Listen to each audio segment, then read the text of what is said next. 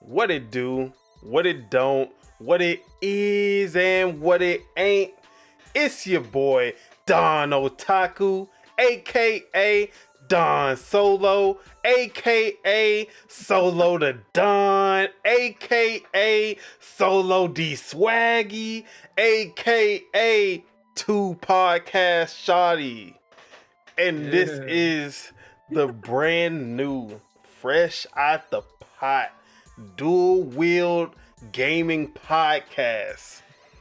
And I am here with Subegos, aka Subeg, aka the Green Thumb, aka the Gaming Gardener, aka the rising star of Lords of Gaming.net, and last but not least, the co-host of this fine production.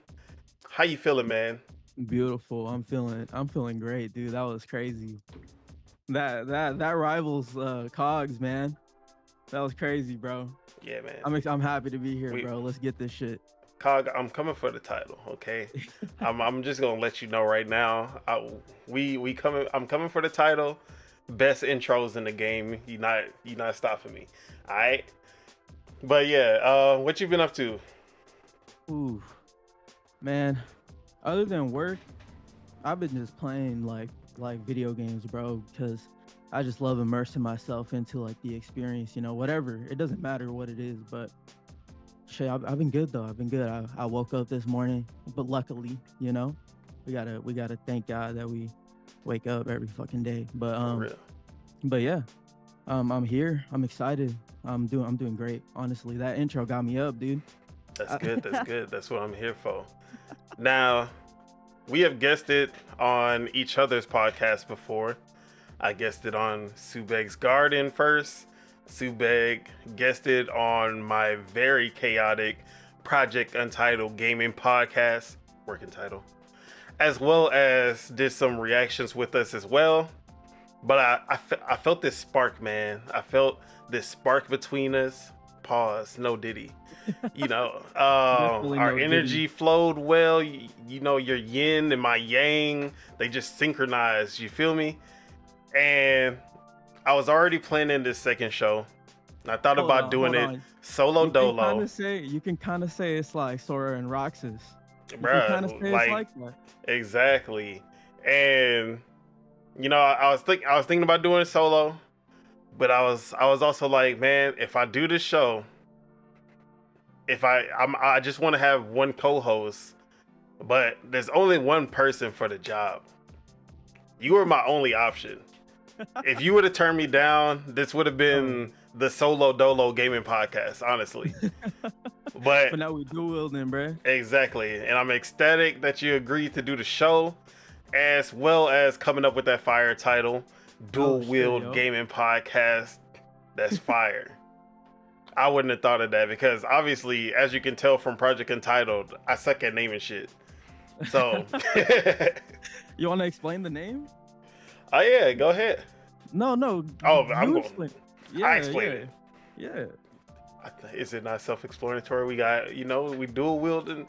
No, I'm talking about Project Untitled. Oh, Project Untitled. Yeah. Project Untitled. So that one, it was a mix of I was too lazy to think of a name, but also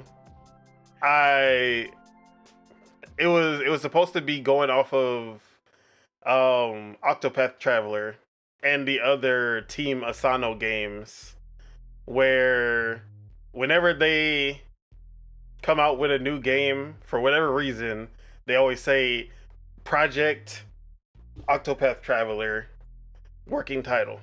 Yeah. And then they just drop the project and the working title, and then it just ends up Octopath Traveler.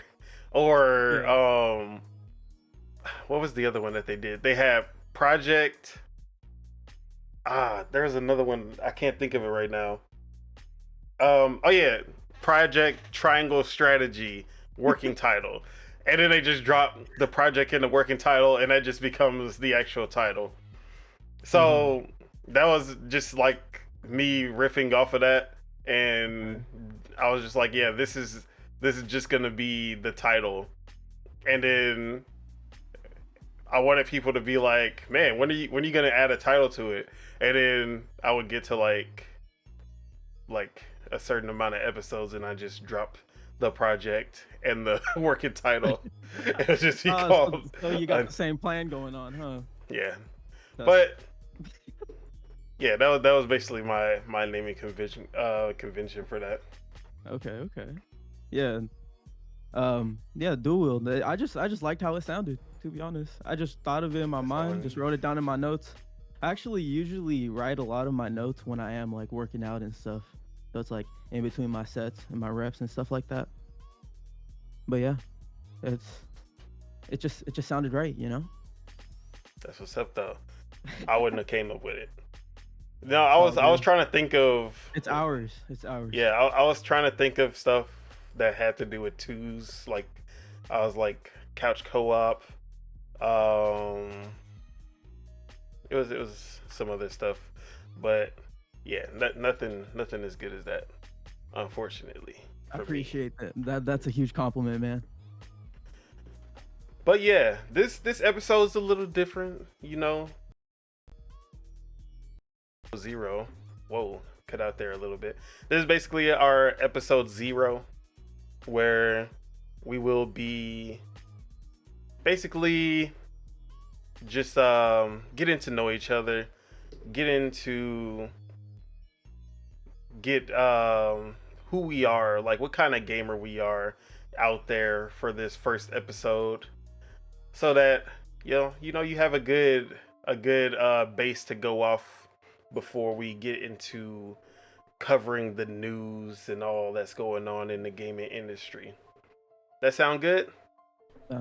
Sounds great. All right. So first off, before we get into anything, what have you been playing? Okay, we're starting off what we've been playing. Dude, I'm excited to talk about this game. So the freshest game that I've picked out of the garden, you feel me, is Kunitagami. Oh yeah. Path I got that on the screen right now. Yeah. Oh, it's on the screen? Yeah. I like it. Dude, that game is I just like how many ideas it's like throwing at the wall, you know? It's that's the thing that I'm appreciating about it. And should I get like a synopsis of the game real quick? Yeah, go ahead. Oh yeah. So you play as I think his name is Yo. And then the princess, her name is Yoshiro, I think.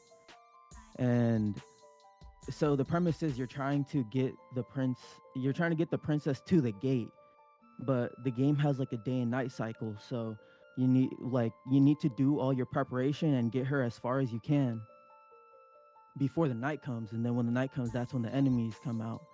And then while you're doing that, you should be giving your villagers each like different classes that are out there and stuff like that. But yeah, it's crazy. Have you played it? You played it, right? Yep. So I actually have it on the screen. I know you can't see it, but and by the way, this is temporary because I didn't have time to get an overlay and everything to get the gameplay. So our faces are like covering the gameplay right now. But and we have our backgrounds too. Yeah. So as far as that goes, I've played about 10 hours, I want to say, so far. I got to the 3rd or 4th boss and got smacked up like badly, and I was like, you know what? I think that was the boss I was having trouble with as well. Was the 3rd boss. You're in the one that's flying around, right? And no, not the one that's flying around. The one that is dark and you have to light the torch. Oh yeah, that motherfucker was smacking me up.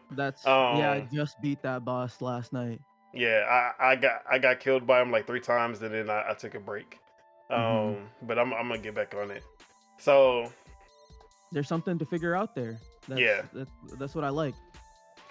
But yeah, it's basically a tower defense game with some Capcom action game thrown in.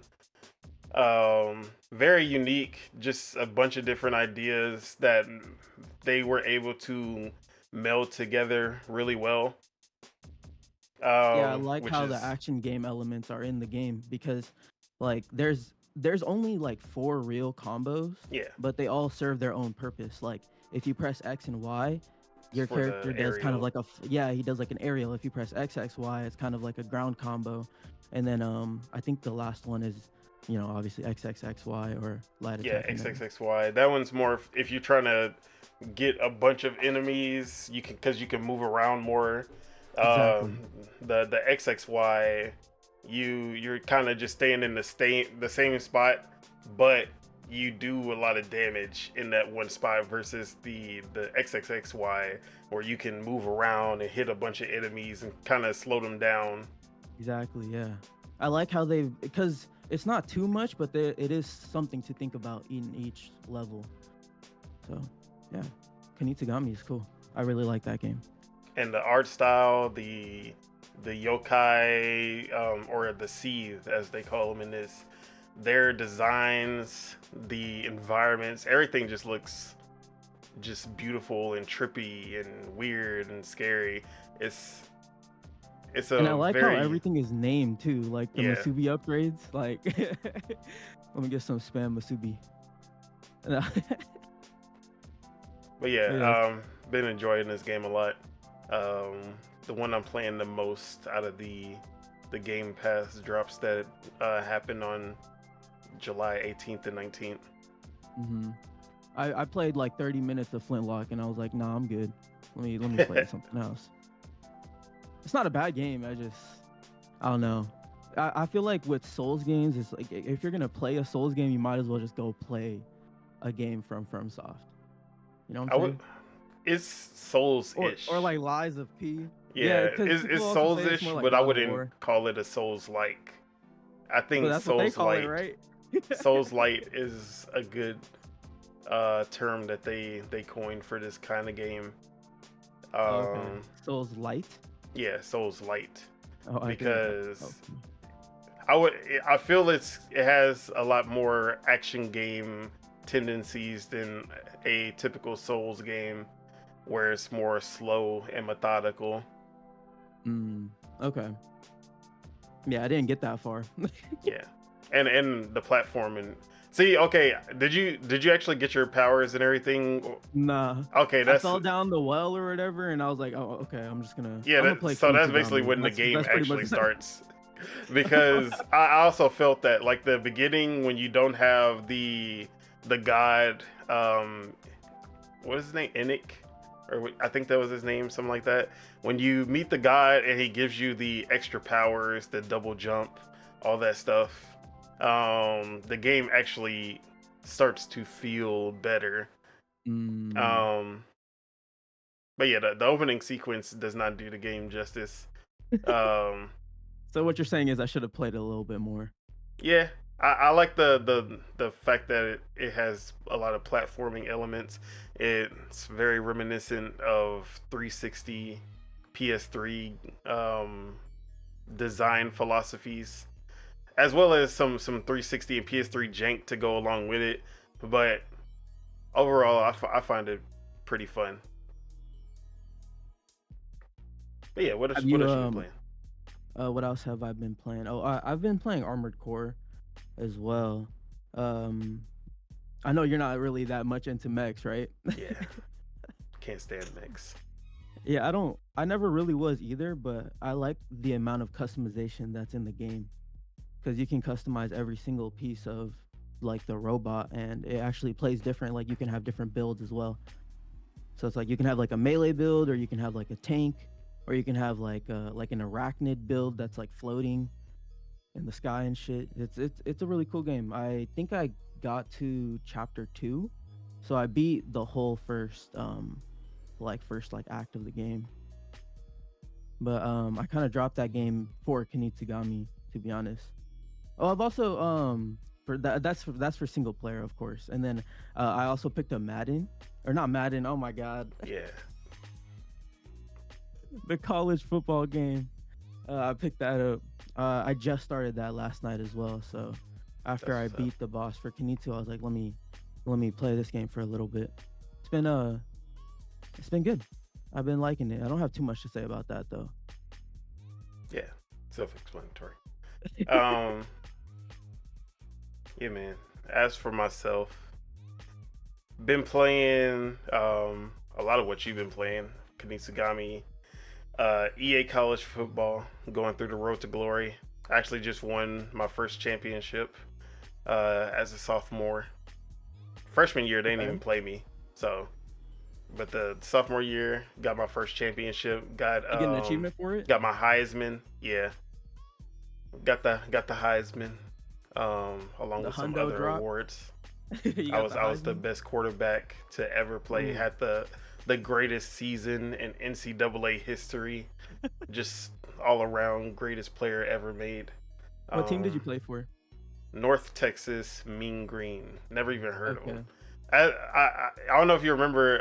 I don't know if you listened to the last episode of Project Untitled, but I don't care about sports at all.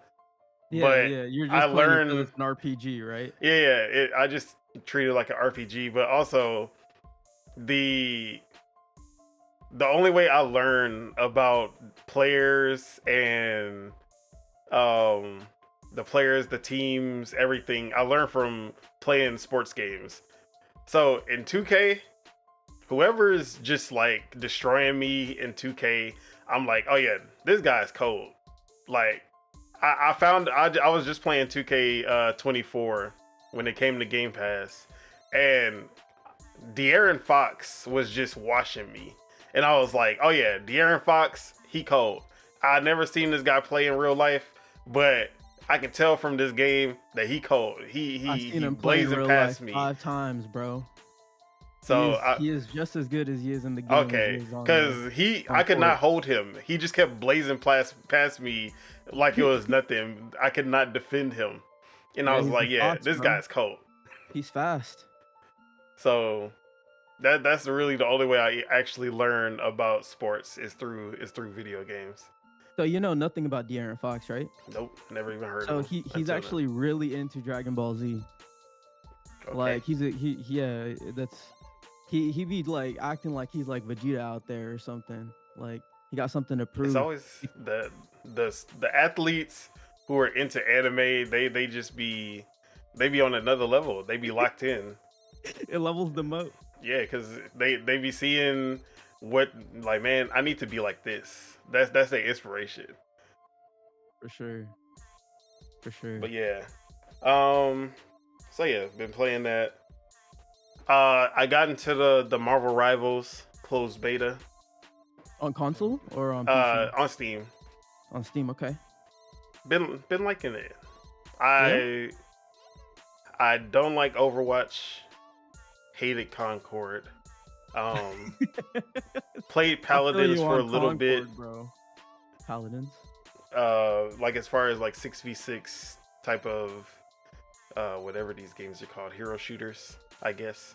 Yeah, hero. My experience with hero shooters, I've never really gotten into that many of them, and actually liked them. Fragpunk was probably the best experience I've had with a hero shooter, and that's because it doesn't just follow the Overwatch formula bar for bar. But Marvel Rivals basically does, but there's just something that makes it more fun, and I think it's just the gameplay. I enjoy the gameplay more. You think it's because you're into like the heroes? I think that has a little aspect, but I think the third person gameplay and the way each hero plays and just trying out all the different heroes, and basically like they all play pretty differently, which I like. Have you tried out?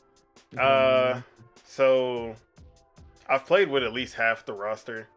At least a couple of, because you can switch your hero every time you die, kind of like in Fragpunk. So you're able to switch at any time during the match when you die. and Okay. because of that, I would just try out different people at the beginning. Um, but the main ones that I've been enjoying is Magic from X-Men. Okay. She has a big ass sword, and she's just running and start slashing basically. She has a dash that when you dash and then attack, it does an aerial combo, like an airlift, where you can just hit them up in the air and then just start beating their ass in the air. Then she has this like portal kind of thing to kind of get out of the way of attacks. She like goes into the portal and then comes out of another one. So if you're trying to get away, that's a good way of doing it. And then she has a Getsuga Tensho, as I like to call it, which is just she can shoot a blast from her sword, and you can That's charge her it up, ultimate, and huh? it does a lot of damage. Is that her ultimate? Yeah, no. So that's just a regular attack. It's just Oh, one of her cooldown abilities. okay. Then her ult, she just gets an even bigger sword, and she gains more speed and more power. And every slash shoots out a wave. So like you have long range that does multi hit, and if they get hit by the sword, they're just dead. So Oh, it's a really cool ult. that's kind of like when Link's at like full health and he has like the Yeah, sword, the Master Sword. I like to call it the Getsuga Tensho from Bleach Ichigo. I Um, never watched Bleach. yeah, man, you need to get on that. I'm just Dude, playing. there's so much anime though. That's the thing. Like, I've kind of picked my poison, so you can say that. Like with video games, it's like I rather just play video games at this point. But you know I what's can't weird? choose. Last night before I went to bed, because I think I went to bed around like maybe like 2 a.m. Um, yeah, I think it was maybe like 2:30. I was like, let me watch like an episode of something, and then I just fell asleep. So I could have last night, but I don't know. Yeah. What should I watch? What should I watch? Uh, There's so much out there. At this point, I could just start fresh with something. all right. Throw something out there, Don.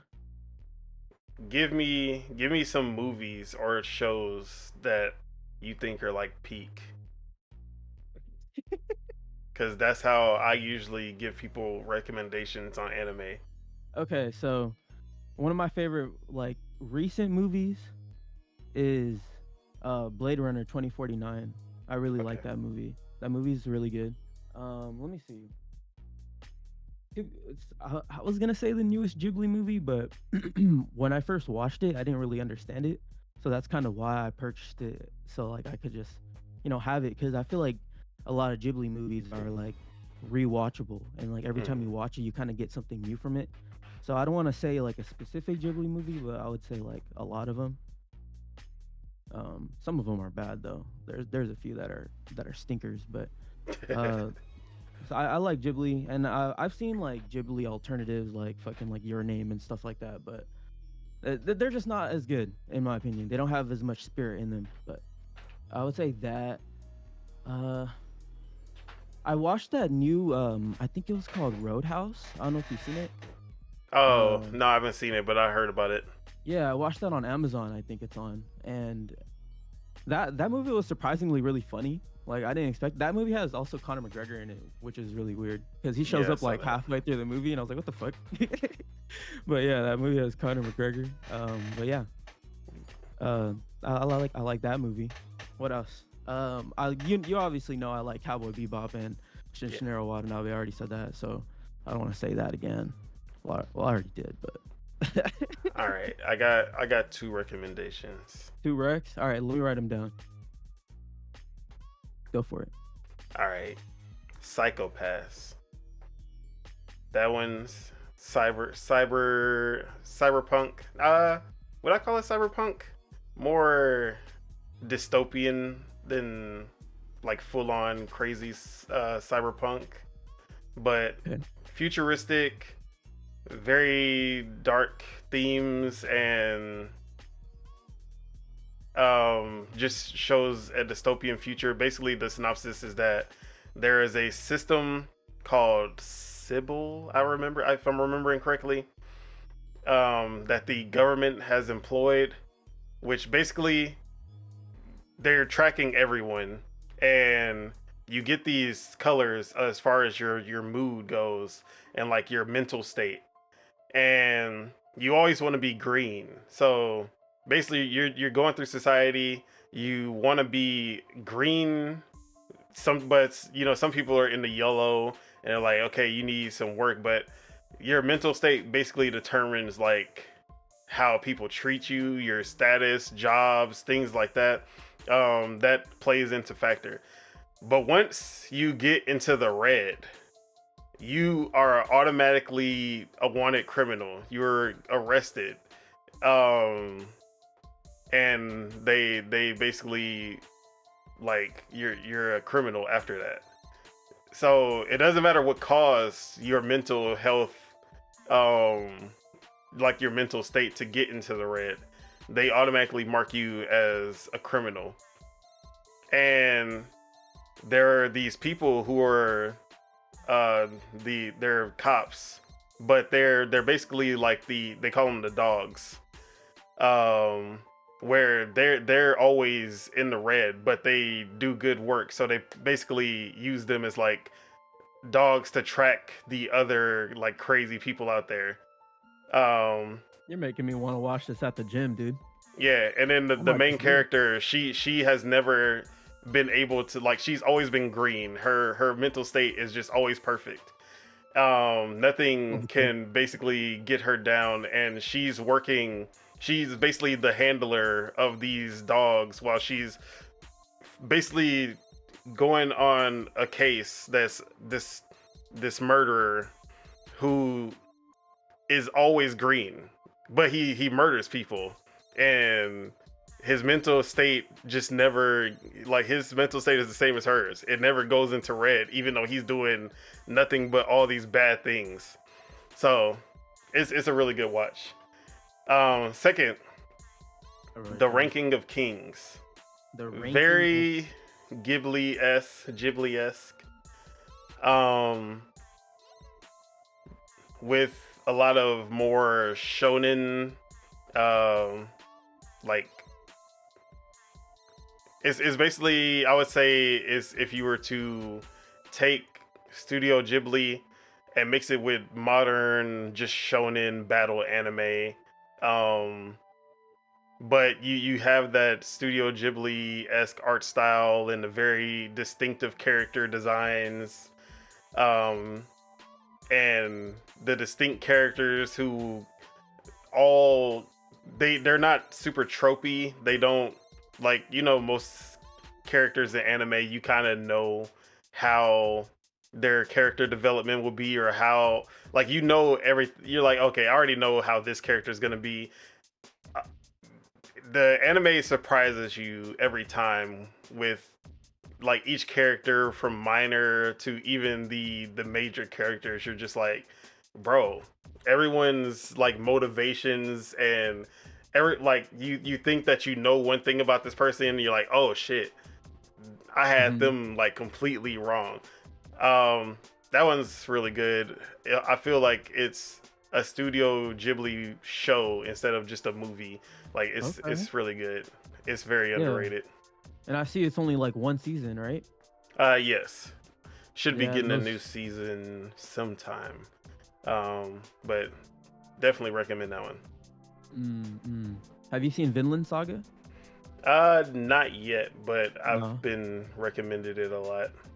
Yeah, it kind of follows Attack on Titan, how like the first season is made by one studio and then the next season is made by a completely different one. Yeah. So it kind of is like that too. I like the first season of Vinland, but I haven't checked out the second one yet. It's probably gonna get a third one soon too, probably. Oh yeah, for sure. It's pretty popular. Yep. I wrote those down. I'm probably gonna. Psychopath seemed like it was longer than the second one that you mentioned.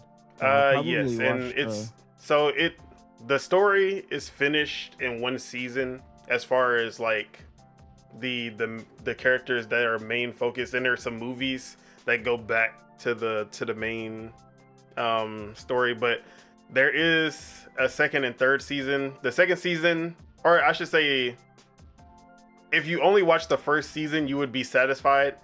The second season does have more with the original character, but and it does give some closure. So I would recommend watching the second season. The third season kind of just goes off to another kind of story. So there is that. Yeah, the third one seemed like it was the shortest one. Mm-hmm. But yeah, I actually never watched the third season. As soon as they were like, "Oh, the characters aren't in it," I don't care. I might watch it. But yeah. Back to gaming. Back to gaming. Yo, let's do it. What was? Okay, so I've been playing. What we've been playing. Yeah. Neon White. You want to talk about that? Oh yeah, Neon White, fire. Are you almost finished with it, or? I'm like, I actually don't know how many like levels there are, but I'm probably halfway, because I've been going back and just trying to get better scores on most of the levels. So I replayed the levels way more than I played new levels. But I think I'm halfway through now. But if you don't know about Neon White, first person shooter, platformer, card game, not really. It just uses cards, but I wouldn't call it a deck builder or card game or anything like that. But gameplay, fire. One of the few times platforming actually works well in first person, because a lot of games do not do first person platforming correctly, but they mastered it and it's really good. The only game that's made me care about speed running and trying to get better times and just replaying and trying to shave time off of my runs, it's that good. Would have been top 3 game of the year if it came out this year. But yeah, what year did it come out? It came out in 2022. Okay. I think the only game that would have been competing with it for me, if I played it in 2022, it probably would have just been Elden Ring and Neon White. That's basically what my top 2 would have been. Okay. Grounded would have been up there too. That would have been my top 3. Yeah, I'm kind of like that too, where like I'll play like older games with newer games and stuff. I think in 2022 was the year I played the Horizon games. I played those back to back. So I beat the first one, and then the second one came out, and then I beat that one, and then I moved on to FF7 Remake because I never played that. So it's like I kind of do pick and choose sometimes, you know. Yeah. But all the games we're talking about in this episode, it's like they've been on Game Pass, so that's why it's been so easy to just like pick up and play them, you know. Yeah. Other than college football. But yeah. Shout out Game Pass. Shout out Game Pass because I played the 10-hour trial of EA College Football through Game Pass with EA Play. Okay. Oh, and then I ended up buying it because I was just hooked. Yeah, it's actually really good. I like how the players feel fluid. They don't feel as like, it doesn't feel like as animation based as Madden. I don't know if you've played Madden, right? Yeah, probably the last one I played was like 2021. Okay. Yeah, I usually play them when they come on Game Pass, and I'll see from there how good they are. Like, I think it was this year's Madden where it's like every time you launched it, it would say like, this is the trial version, even though you download it through Game Pass Ultimate or whatever. It just had that screen every single time that you launched the game, which was really annoying. But did you see the Metacritic score for EA College Football? Nah, I haven't. It was at an 88. 88? 88. Holy crap. The best scoring the only EA Sports game to get out of the 70s since I forgot which one it was, but yeah, it had a really good Metacritic score. It might have went down because it was only like 10 reviews at the time. But that's still good even for just 10 reviews. An 88 for us. No, it's at an 86 right now. Okay, got more reviews then. Yeah, I got more. That's still really good. Yeah, but that's still for an EA Sports game. That's really good. I believe. Let me see if I can type in EA Sports and see what games actually broke that 80. Okay, WRC broke 80. I remember when they bought Codemasters. Yeah, like most of these games are just 70s, especially the newer ones. Well, yeah, because they haven't changed nothing. They actually got worse. I think the best one recently was the one with Lamar Jackson on Oh, is that his name? Lamar Jackson? He's a quarterback for the Ravens. I think you can't ask me. Yeah. I'm right. Yeah, I'm sorry. But yeah, I think he's the quarterback of the Ravens, and I think that was the cover. I forgot what year it was, but that one was good. And then I remember playing like the ones afterwards. I was like, this is worse than that one. That's how I feel about 2K. I feel like since 2K21, the graphics have actually gotten worse every time. And I don't understand why. Even with all those uncompressed files in the fucking city. Exactly. That basketball that takes up like 20 gigs. They spend all that time and resources on that stupid city. It's just a waste of time. No, it is. That's why I kind of like the structure of EA games.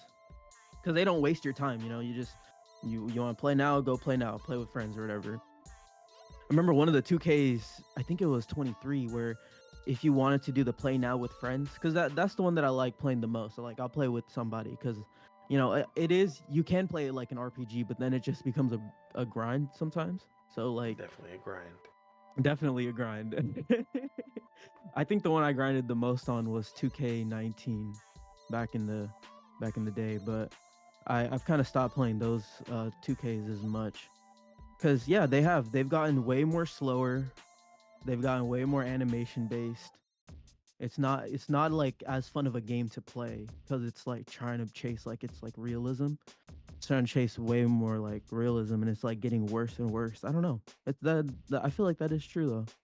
That the sports games like they get worse. What do you think next year's is gonna rank? You think it's gonna get on Metacritic? Like 2K or EA college football? The college football 26. I think it'll be low 80s. I think the novelty 80s. of EA college football being back will keep it afloat for a little bit. Then by the third one, we'll be like, all right, they're back in Madden mode. Yeah, I would agree. But yeah, game that I have on the screen right now, I played the demo for Inazuma 11. And that's the Victory Road, the new game in the series. Anime style soccer game with a kind of more strategy kind of focus rather than it just playing like anime FIFA.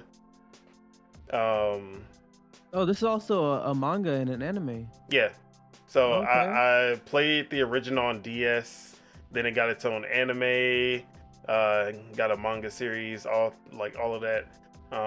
But the original played on the DS, and I've never played a single entry since.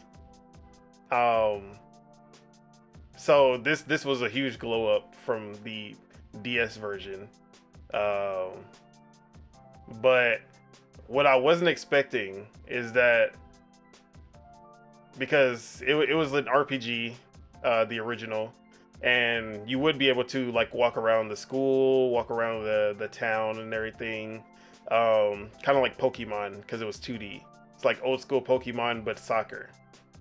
But this one, it's still an open world RPG, except in this one, you're actually, when you're not playing soccer, you're doing these turn-based battles against students, other like people.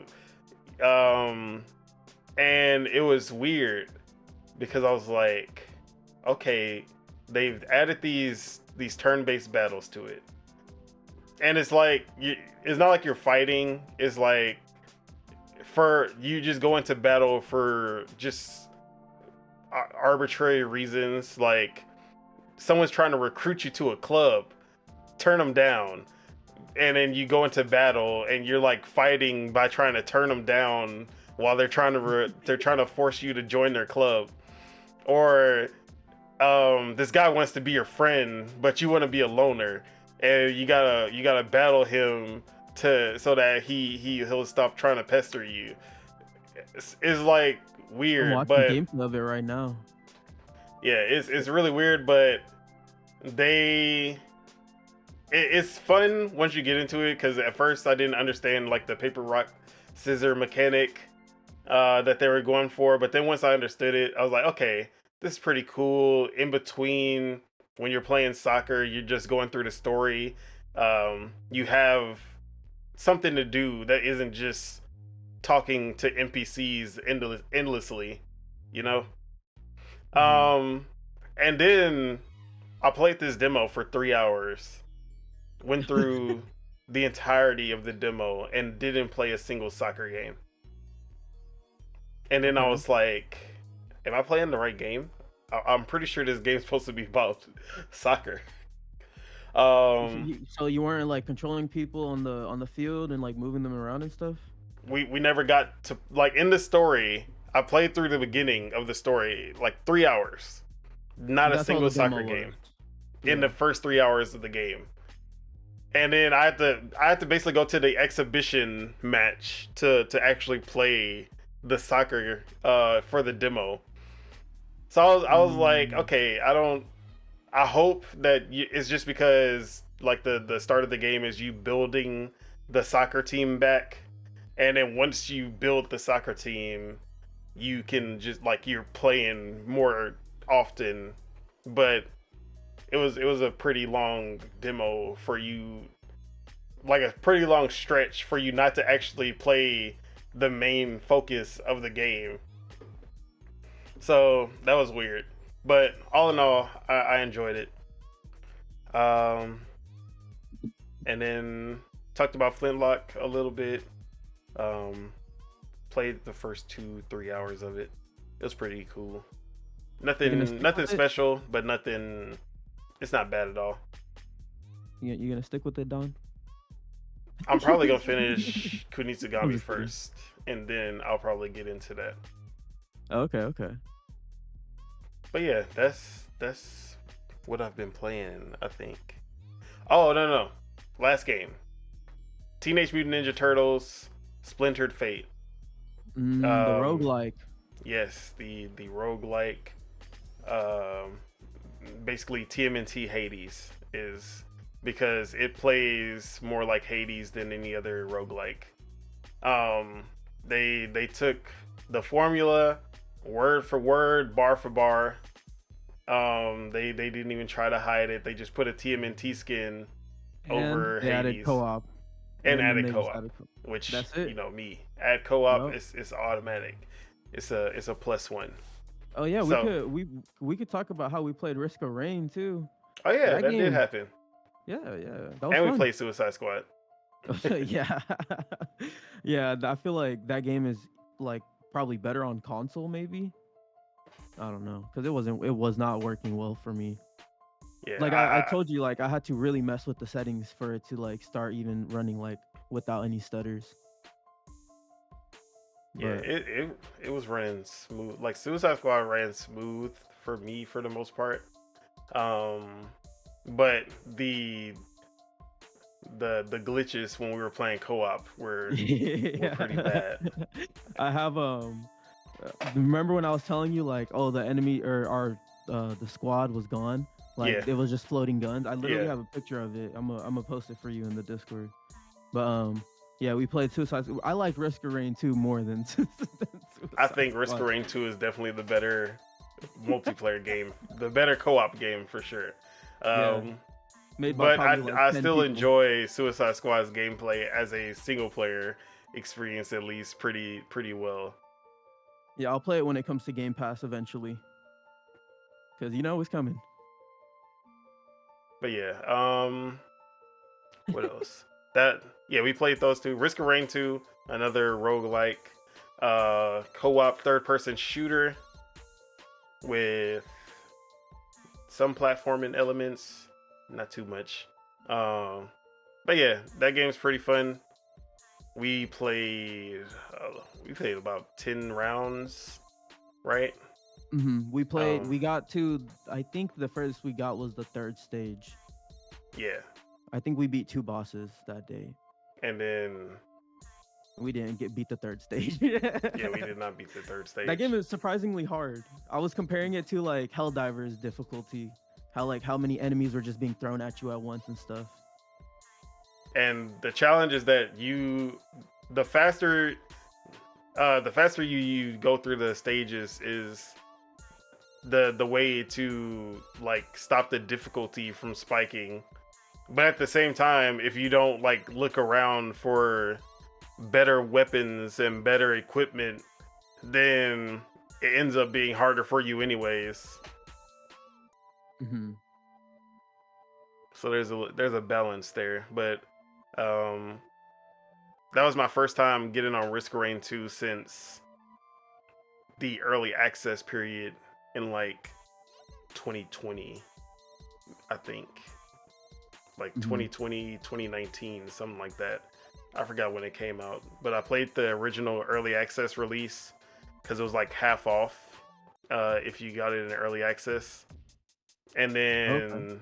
then I haven't played it since that like first 2 weeks, and it's completely different as from what I remember. There's way more characters, way more items. But yeah, it Yeah, I like seems that harder game. too.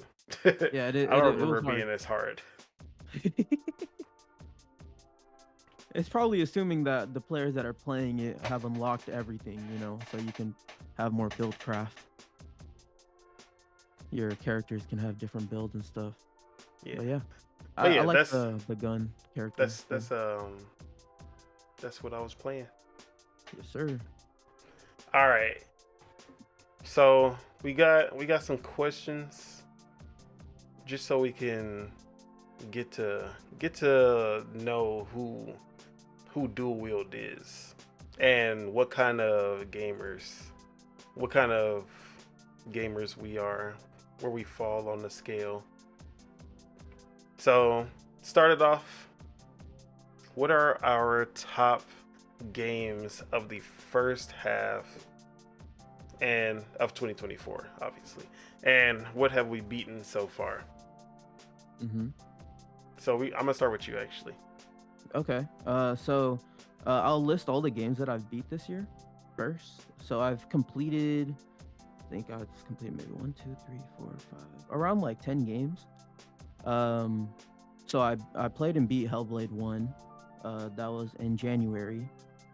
I did not go back and get all the achievements for it. I was good with just the one playthrough. Yeah. And then I picked up my save for Like a Dragon, which I also played in I think 2022, I believe. But I dropped it at a certain point because I got to a boss in a dungeon that was giving me trouble, and I was like, yeah, I can't beat this. Let me just move on. So I picked it back up. My save was a little bit before the boss. I picked up the optional character from the game because through Ichiban Confections you get one of the characters that are missable, and she's actually really strong because her certain class has this attack that throws like darts in the sky and it attacks like every enemy on the battlefield. So yeah, she's crucial to get in that game because she'll help you win fights, especially one of the last fights which you need to grind for. So I played that game, Like a Dragon. I played it around when it came out, when Infinite Wealth came out, which is funny. I do that with games all the time. That I did that with Forbidden West, and I actually got burnt out on Forbidden West when I was playing it, and I was like, damn, I shouldn't have done that. So I've kind of learned. So I'm waiting for Infinite Wealth to be on Game Pass to play it. I feel like I've said that a couple Wait, times already. okay, go back. Speaking Yeah, of yeah. Horizon Zero Dawn, right? Zero Dawn, yeah. Okay. I put out a tweet. I want to hear what you think about this tweet because I thought it was funny. Okay. I don't know You if want me to you look it you up? saw on Oh. Twitter there was like a J. Cole versus Vince Staples war that was happening. Um, Nah. I haven't heard so about this. yeah, so I know you're into hip hop. I know you. Mhm. So I just wanted to ask. All right, so I put out a tweet because I'm Team Vince Staples, honestly. Um, Vince Staples, like if we're talking about discography, not just as a lyricist, as a rapper, but discography wise, Vince Staples is washing J. Cole. Um, that's just me. So I put out this tweet. Because I was like, there. I don't like J. Cole, even though it seems like my type of music. Like he embodies the type of music that I like. But for some reason I don't like J. Cole. And then it hit me. I was like, bro, this is the perfect analogy that I can make for J. Cole. I said, J. Cole is the Horizon Zero Dawn of rappers. It has everything that you should like, everything that makes a game good in its Nah, it's package. missing one thing. It's missing one thing, bro. What is it? It's missing co-op. Oh yeah, that too. But like, as far as like in a single player game, it has all the elements like these like the even just the setting and the premise of it. You're like, bro, there's robot dinosaurs. There's no way that this cannot there's no way that this game cannot be exciting. And then it's just the most boring, at least for me. Like, I don't know how you feel about Horizon, but like it's just so boring. Yeah, And they're okay. I have fun with the game because you just, you're sliding around. That once you learn to just slide around everywhere, it becomes kind of fun. But yeah, sliding around and shooting stuff in slow motion is kind of what makes that game cool. They added some melee in the second one, which is okay, but I remember me sticking with the new weapon where you can like throw. So you can like throw like it's kind of like a spear. yeah, You're like throwing a spear and they also explode. So I was like really digging that. So I was kind of using that weapon and melee. But yeah, the story it lost me in the second one, to be honest. I was like, what is going on? And from there I haven't been super excited about it. But yeah, I never played Forbidden West, but never played Zero Forbidden West. Dawn just did not do anything for me. Um, and that's how I feel every time I listen to a J. Cole album. There are definitely like singles and songs, like individual songs that I like from J. Cole. But when I Mm. listen to a full J. Cole album, I'm like, no, like it's not doing anything. Um, but I yeah, kind of feel the same way. I feel the same, like, cause I actually do listen. I have listened to like J Cole albums. I was like, you know what, this is good, but he has bits and parts that are just like why'd you make that song, or like I think the outro of 2014 Forest Hills Drive, that song is like what, like 14 minutes long or something like that, because it's like literally him just talking. I'm like, dude, just end the album, dude. But yeah. he wanted his Kanye last call, but It not just as didn't good. work. See, that's another thing I hate about J. Cole. He wants to be. He's basically I miss the old Kanye, but has not elevated past 2004 Kanye. I don't know. I would say maybe a few years ago he would have been considered in like the big three or whatever of rap, right? But it's funny how he's kind of downgraded now. He's in the Vince Staples tier. He's not in the S tier. He's in He's the A not tier even now. getting compared to Drake or Kendrick. He gotta fight Vince Staples. You gotta find Vince Staples. Vince makes some good music. Bro, I'm not gonna lie. Vince is way underrated. No, he's good. He's really good. Northside Long Beach. But yeah, my bad. I just had to throw that in there. No, you good. So yeah, go ahead. Go ahead. What else you beating? Oh yeah, fuck. What was I saying? Like a Dragon? Yeah, like a dragon. Like yeah. So I beat that game. That game was good. I hated that you had to actually grind at a specific point. Like, there's so many points where that game like kind of turned me off, and I didn't want to play it anymore. But I kind of just stuck with Yeah, it because you it have to was get that money. yeah, you had to get money exactly. You had to grind for the money. And then if you're under leveled for a specific boss fight, if I'll say the level. If you're under level 50, you're kind of gonna have a hard time facing that boss when you get there. Um, but there's kind of like a repeatable like dungeon that you can farm money at Yep. in that game. I forgot what it's called, but yeah, you just keep on doing that. You just get a bunch of money and you'll get experience and stuff doing it. So uh, you have to grind a little bit, which is not that big of a deal. MLB 24, I got all the achievements in that game. Uh, not much I have to really say about it other than if you've played the previous ones, it's the same pretty much. Yeah. Rise of the Ronin.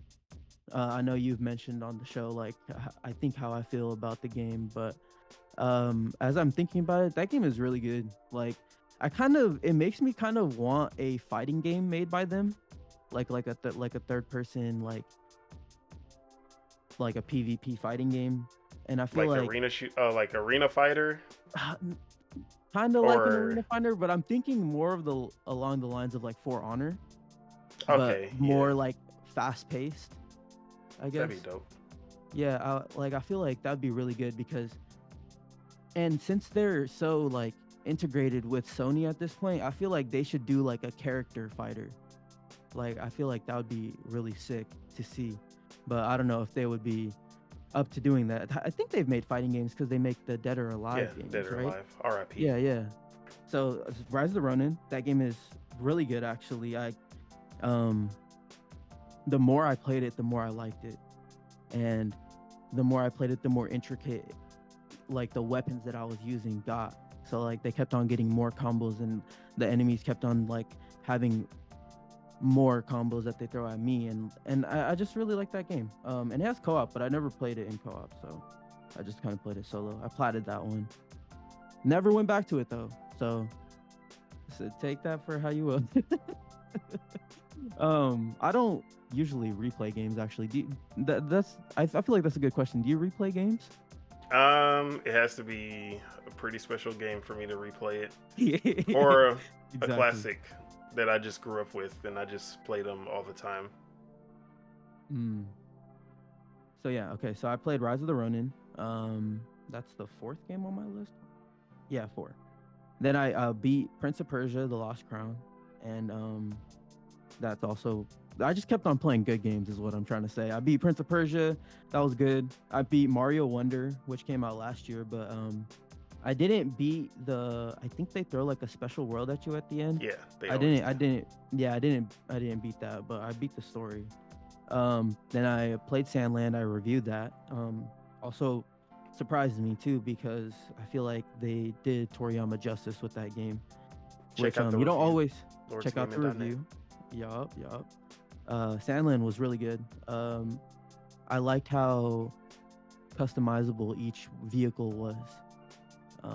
Same with the Armored Core, like I said earlier. It's funny how I'm kind of playing similar type of games, but in like different concepts.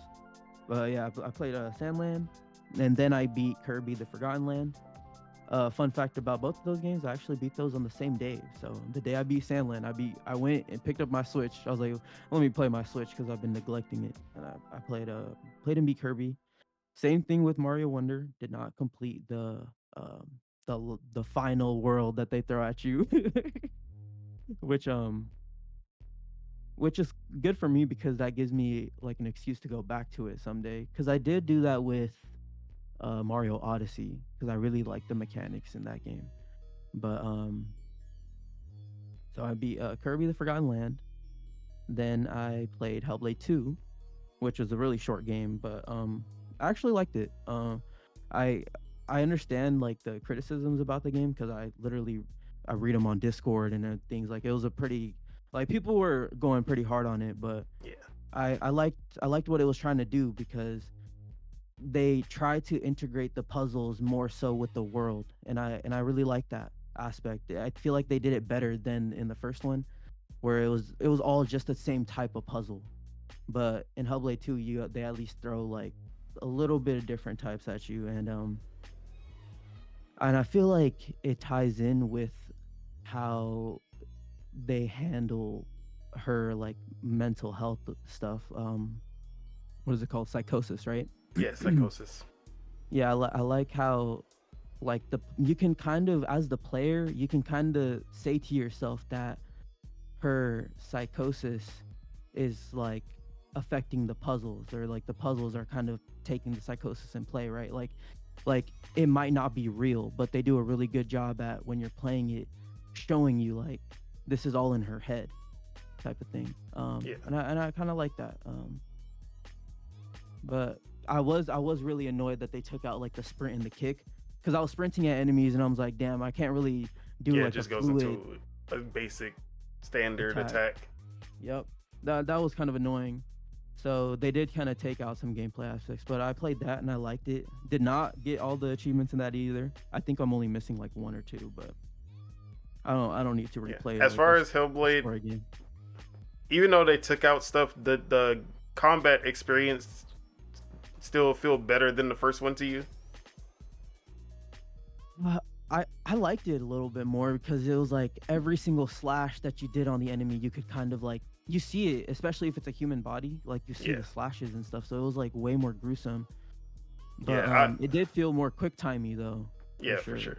I did enjoy the combat in the second one better, even though it wasn't as gamey as the combat in the first one. If you know what I mean, Hmm. it didn't. It was more satisfying, even though it wasn't the most like. It doesn't feel as. I don't even know what I'm trying to say, but It's more restricted, but it feels more yes. gruesome in my Yeah, opinion. it was more satisfying, even though it was a lot more restricted than the first game. Exactly. That's exactly how I felt. And then the last one I have that I beat is Cocoon. I don't know if you've played that game, but it's like But yeah, it's a little beat that indie last game. year. Yeah, it's the puzzles are crazy in that game. I'm not even gonna lie. I was like, One of the best. I don't even know how they came up with that. Like yeah, I don't either. But it's that game was so trippy. the I was the just playing it and I was like, wow, this is the crazy. puzzle designer of that game is like top tier. I don't care. I don't think there's any game. The only other like when I think of like puzzles where I'm just like, bro, how do you come up with this shit? Like that one, Baba is You. I don't know if you ever played that game. Baba Um Zoo. Baba is You. Baba That is you. one's No, like I a never played it. logic puzzle game, and it kind of uses like coding type of logic that you're basically trying to like you're trying to get Baba to a certain like you have to get it to the what is it, like a key or something at the end of the level, Mhm. and you have to basically turn Baba into certain elements of the stage or certain other things to or you have to like break the code. Like Baba is you. Baba cannot pass walls. So then you're like, okay, what if you stopped, like you broke the code so Baba can pass through walls. Then he can just pass through the wall and then you get to the end of the state, like whatever you needed to get. I forgot what item it is. And then there are stages where you're like, Baba is you. Baba cannot go through walls, but you can't break the code. And you're like, bro, how do I get Baba, which is like this little sheep, dog, whatever the fuck Baba is, some kind of animal, stupid faced animal. Um, and you're like, how do I get Baba to this, like, I can't get past this obstacle. And then you can basically change the logic so that, oh shit, Baba is the wall. Baba is the wall now.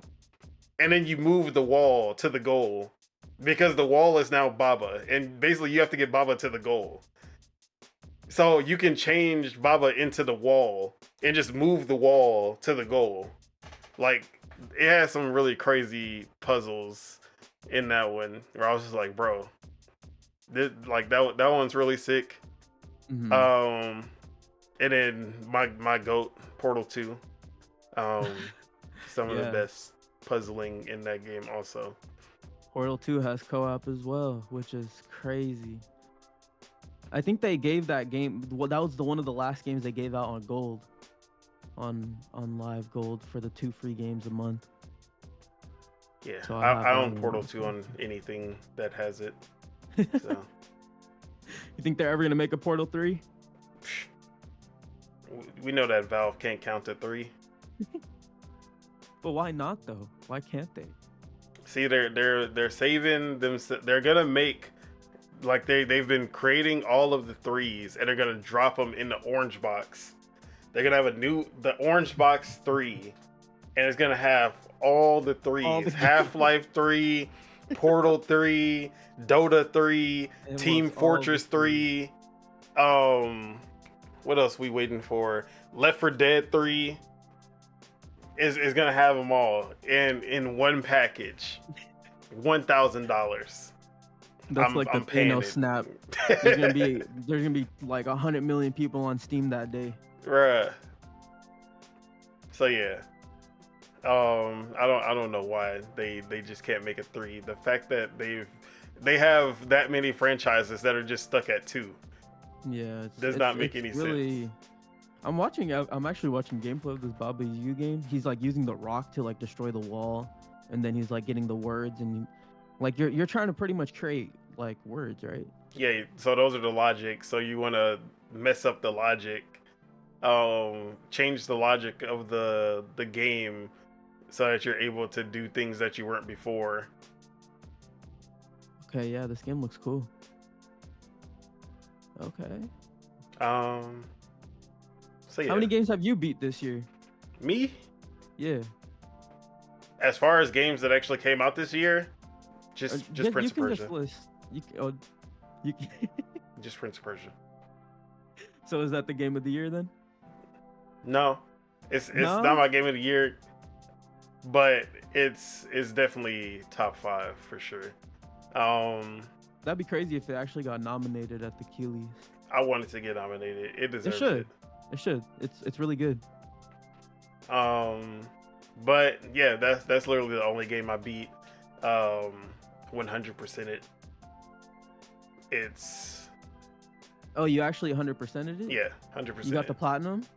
I mean, I'm achievements? on Ubisoft Connect. I don't. Oh, so they probably have an achievement system. Yeah, they have an achievement list. So yeah, 100% that. I'm coming back to it once the new additions DLC. get added, the DLC and all that. But yeah, that game's amazing. I put it in my top 5 Metroidvania of all time. It's that good.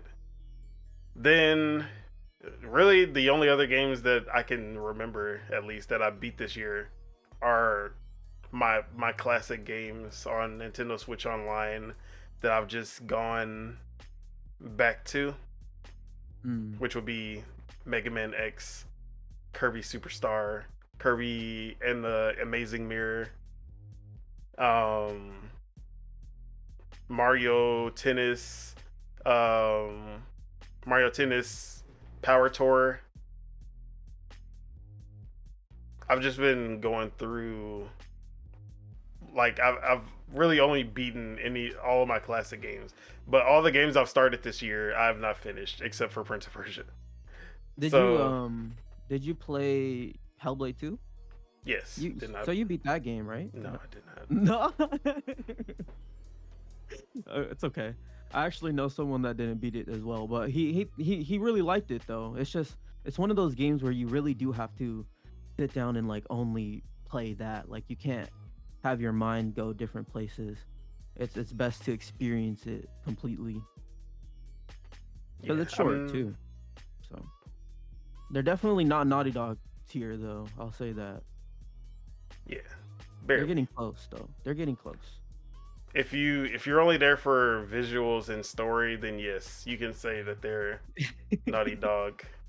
Um, Even though I don't like Naughty Dog gameplay, it still doesn't compare to Naughty Dog's gameplay. Or I should say, outside of Last of Us Part 2, I don't like Naughty Dog gameplay because that's the only game that they actually decided to go hard on. Yeah, you don't, damn, yeah, you really don't like Naughty Dog because you don't like Crash either. I fucking hate Crash. That's probably where my hate for Naughty Dog stems from. The fact that they created Crash. It's because you're a Nintendo fanboy, bruh. That's why. You hate Crash because he came outside and he said, nah, F you guys. Y'all But stink. Jak and Daxter, that's the shit. Go back to Okay, Jak so and you really Daxter. like Jak and Daxter. Those games are interesting too because each game is kind of different from the last one. Like the first one is like just a pure platformer with like, I think there's a little bit of like driving Yeah. and stuff in there, but it's pretty much a platformer. And then the second one, it's like almost like a shooting game, like a third person shooter. It And then the started to third get one, it's like darker a and racing darker. game. The tone kind of got darker as it went. It's really cool. Yeah. I think Sly Cooper is better, to be honest. Whoa. But I think Sly and Ratchet are both better than Jak. But I actually down. haven't played any of the other games other than Jak 1, so I can't actually judge it too much. But I gotta play those. I gotta play those. Calm down. You don't think Sly is better? Sly Cooper isn't even kissing Jak and Daxter's feet. Like it's like if we're talking about the PS2 era of PlayStation, it's God of War, obviously. David Jaffe. No, I'm just kidding. Jak and Daxter. And then like go all the way down. Is Ratchet and Sly? You have no. Okay, go a little like Ratchet and Clank right under Jak and Daxter, and then you go all the way down, and then Sly Cooper is there. Damn. I've never cared about Sly Cooper. I don't know what it is about it. I actually think Sly Cooper is sick. But I'm a Sucker Punch fanboy, so that's pretty much why I think that. You know, that's probably why I don't like Infamous or Ghost of Tsushima. You don't like Ghost of Tsushima? I won't say I won't like. I don't like it. I'll say it didn't hit for me like other people. Damn. I think it's all right. I would just play Assassin's Creed. Did you turn on the high contrast mode in the settings? Are you talking about the black and white or? No. It's the mode that makes the colors more like exaggerated. I don't think so.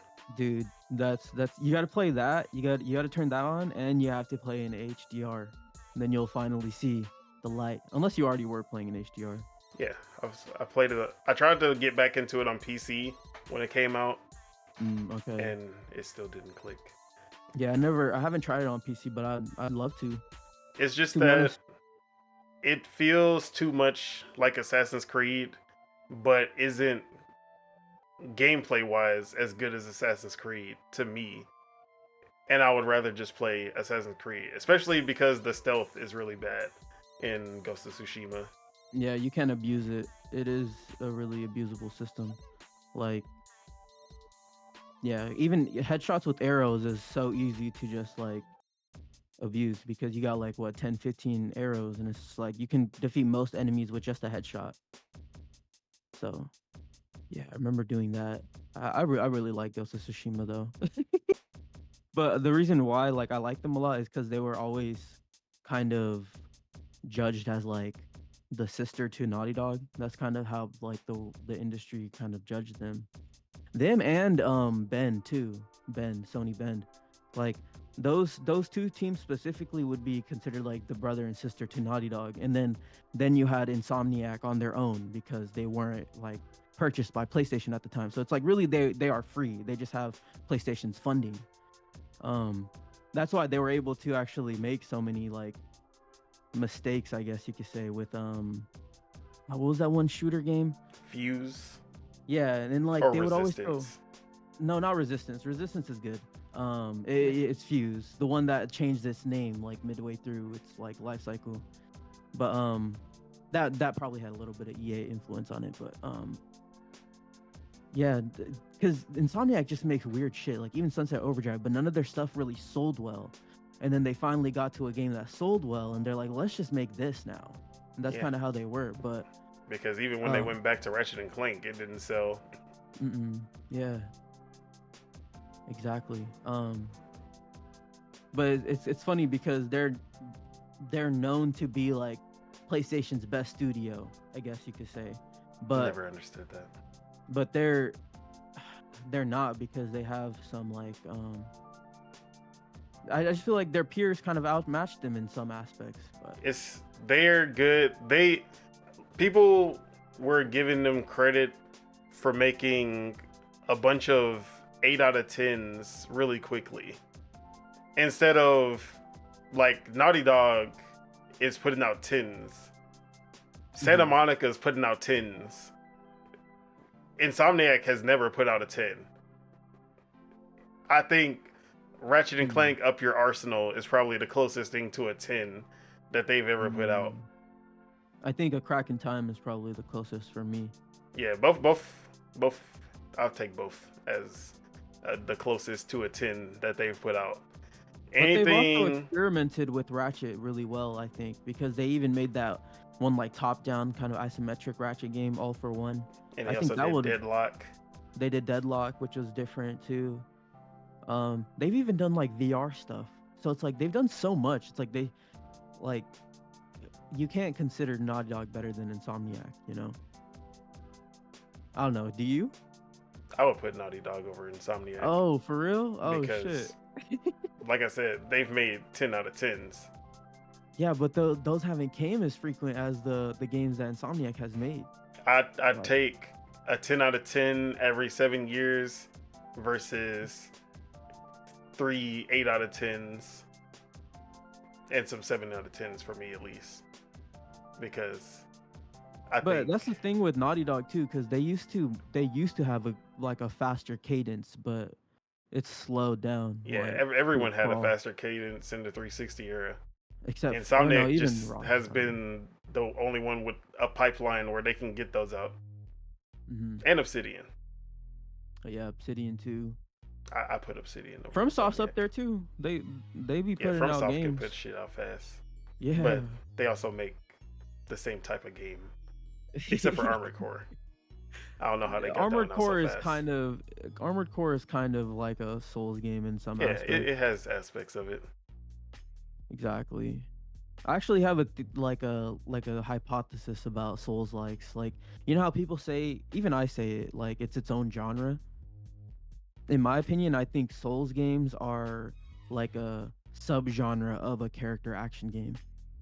Yeah. Like I would say it's not its own genre, it's kind of like a subgenre. Just like Metroidvanias are kind of like a subgenre of just like platformers or like action games, you know what I'm saying? Yeah. I mean, they're just, I guess you can call them a action RPG that just kind of did so many different things that they kind of put it in a subgenre. But I wouldn't say it's its own genre. They just made the games tough. Nah, the FromSoft's up there as well. Who else?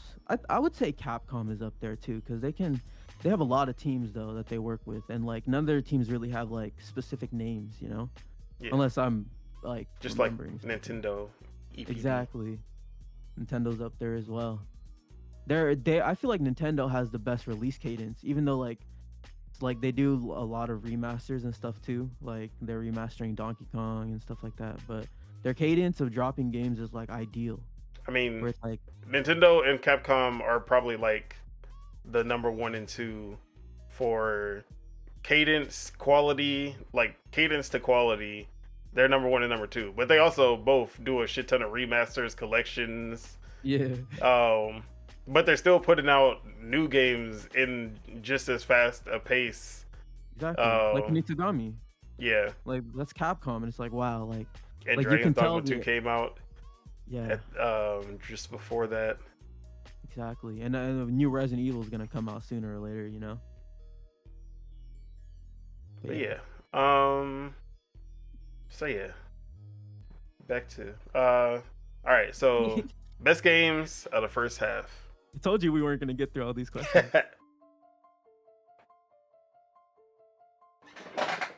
So what were you what are your top 3 first half of 2024? Out of the ones that just came out this year, I have played other stuff like I've played Kunitagami. I even played the Little Kitty Big City, but I deleted that game.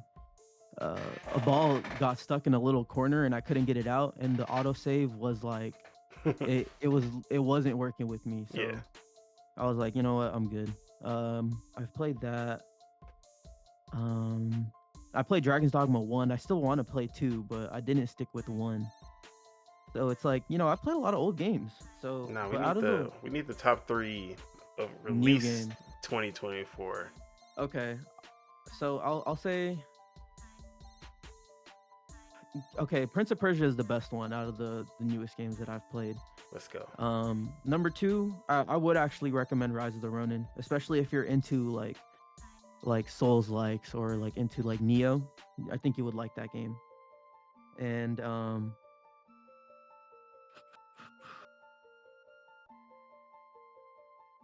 I would say, you know, I'll just say it, Hellblade 2. I like that game a lot. I think that game was actually good. Gotta wear headphones.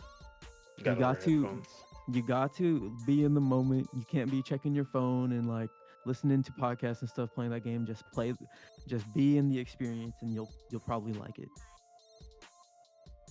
But yeah, top 3, those are for me. All right. Oh, there's Go actually one that I think would probably be in that list that I haven't beat yet. But I played a game called Nine Souls. I don't know if you've heard of it. Yeah, heard of it. Yeah. So on the Steam page, if you look, they literally say it's what it is. It's Hollow Knight meets Sekiro. Like they'll literally tell you that, but just how they've done that so far has actually been really cool. Like you can parry every attack, but like the damage that you take, like let's just say you take damage, right? And then you parry the next 2 attacks, you can do a finishing blow that does more damage. So it's like you're comboing the parries just like you are in Sekiro in some aspects. Got it. But I haven't played that much of that game. I think I've played only like an hour, but I feel like if I beat that game, it would probably be up there. It might even take Hellblade's spot as number 3. Like I think it's that good. It's just kind of going under the radar right now, but that's a good game. But anyways, what were you gonna say? What would be your top 3 out of the games that have came out already? All right, number 3. I thought I just had it, but and you don't have to beat it either. You could just say what it is. Oh yeah, I mean I already know. Oh, for sure. I only have one game I beat, so that wouldn't have mattered. Yeah. Exactly. I'm going through my Steam library, just trying to make sure. So, tentatively for Prince of Persia is number 3. Mm-hmm. Dragon's Dogma 2 is tentatively. That's too much. Tentatively. Number 2 or number 1. Oh, okay, it'd be 1 for you. Okay. And yeah. You don't got it. Yeah, I think okay.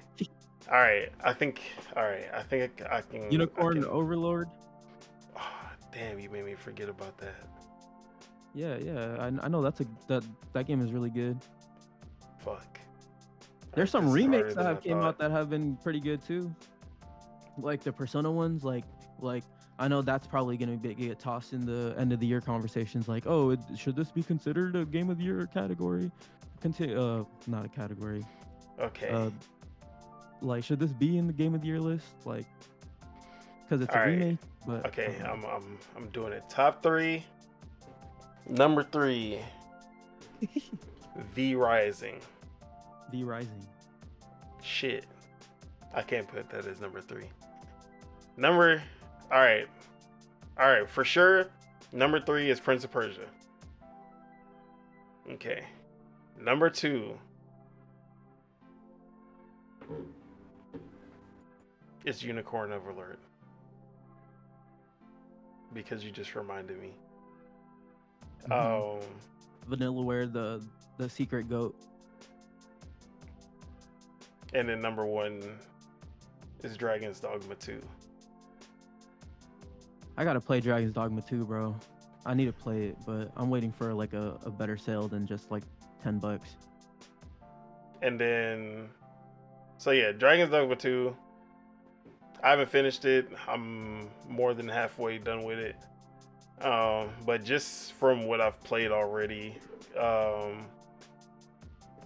had so much fun with that game. I kept trying to go back to it, especially after they added frame generation DLSS 3. But whenever I add frame generation, so I can finally play it at 60 FPS, like stable, it crashes whenever I turn on frame generation. Okay. So I've been waiting for them to fix that, and it hasn't been fixed yet. I haven't tried in a while, but as of the last update that I could see, they didn't fix it. So that's partially the reason why I haven't. The performance was just kind of bad, especially in the later game. Yeah, it didn't matter what you ran. It didn't matter what console you're playing on. It's just bad across the board performance wise. Yeah, so they were like, "Yeah, we fixed it," and I'm like, "Yeah, they got frame generation. Okay, I can finally play it more stable." And then it doesn't launch. Like it just crashes every time I turn on frame generation. So that sucked.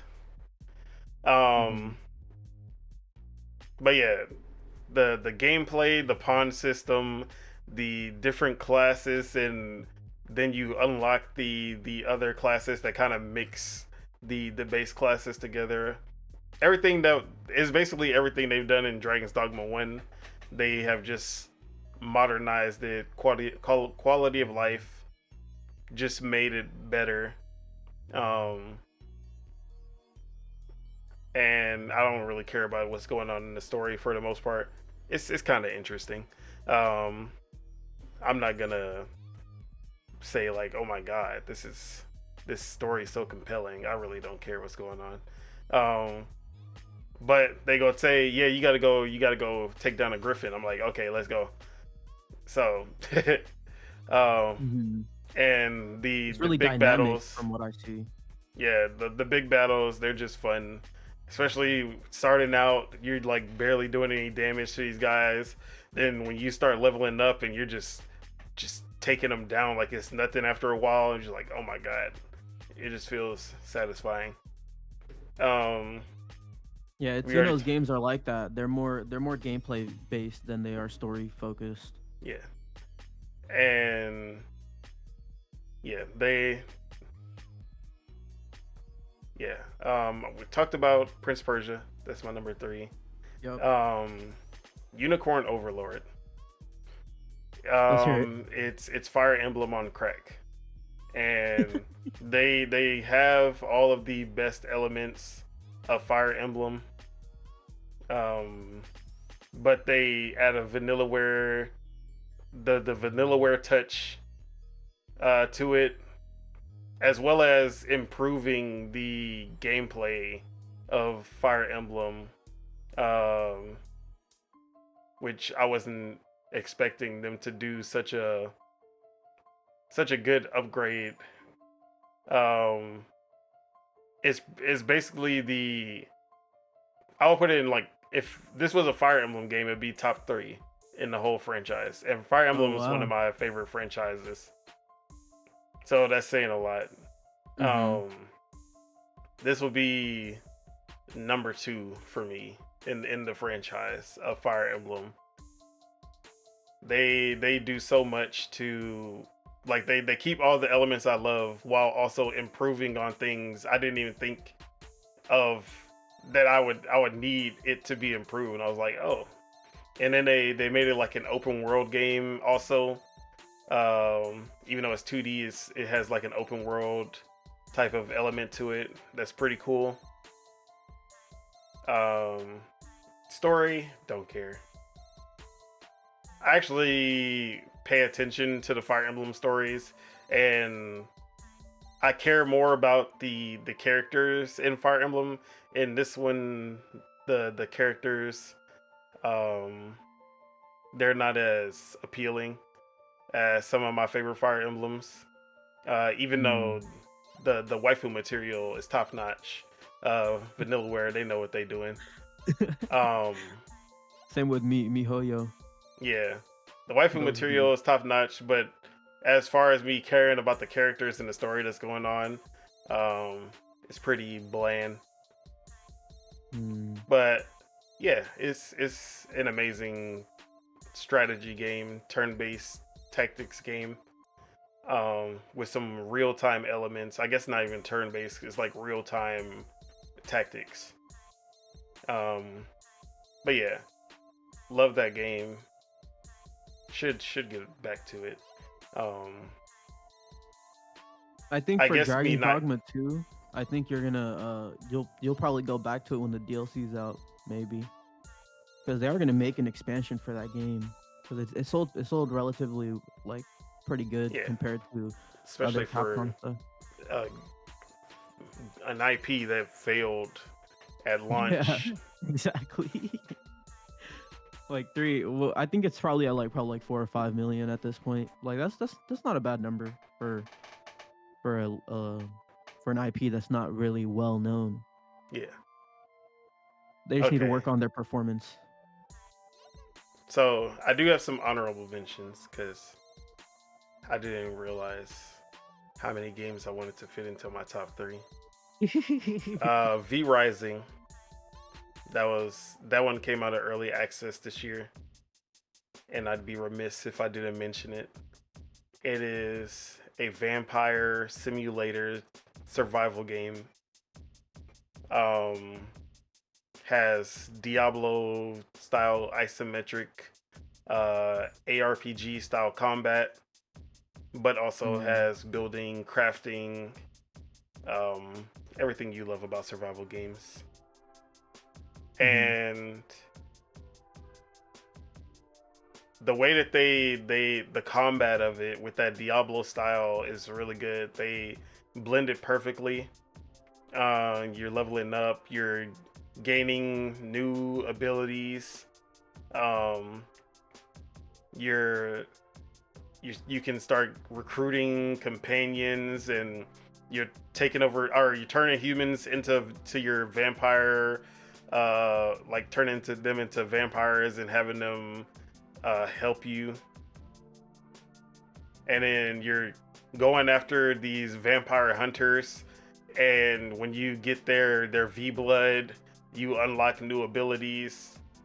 It's really fun.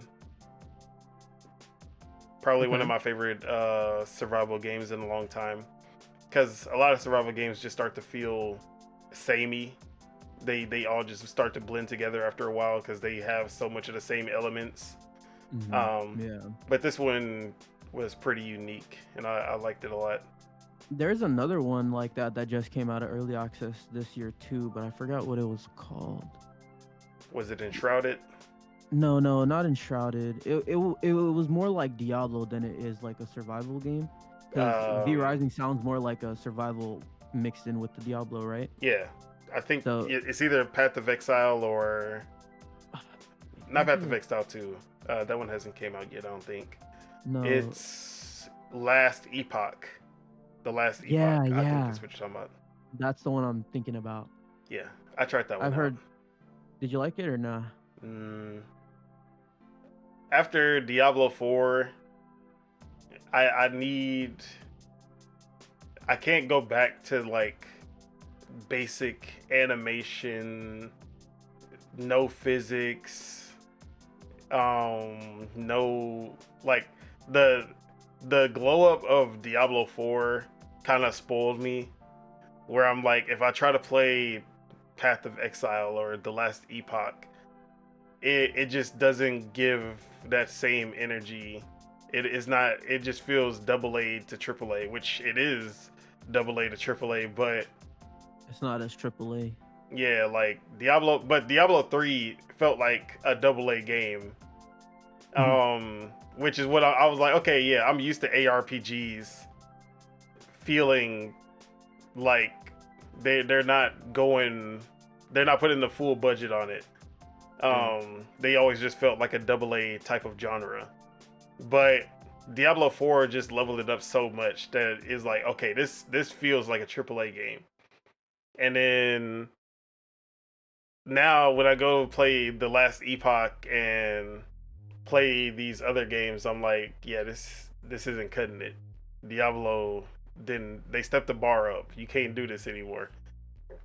Even if they might be gameplay wise, they might end up being better.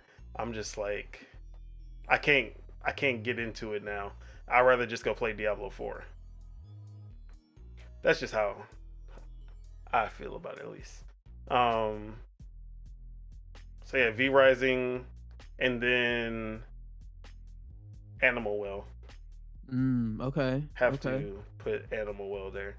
One of the most creative games in a really long time. The most non-Metroidvania ever. It just breaks Shout out to all the Video Game Junkie. conventions. Oh. Yeah, I've talked ad nauseum on it on Project Untitled, but that game is on another level of creativity and uniqueness and gameplay design, the puzzle design. It's really good. Recommend I have it that for on everyone. I have that on my list of games to play too. Yeah, I was gonna say like I've actually been starting to get into like more PC gaming. Like that's where I have Nine Souls. It's not out on consoles yet, but dude, that the ROG Ally X looks really enticing. I'm not even gonna lie.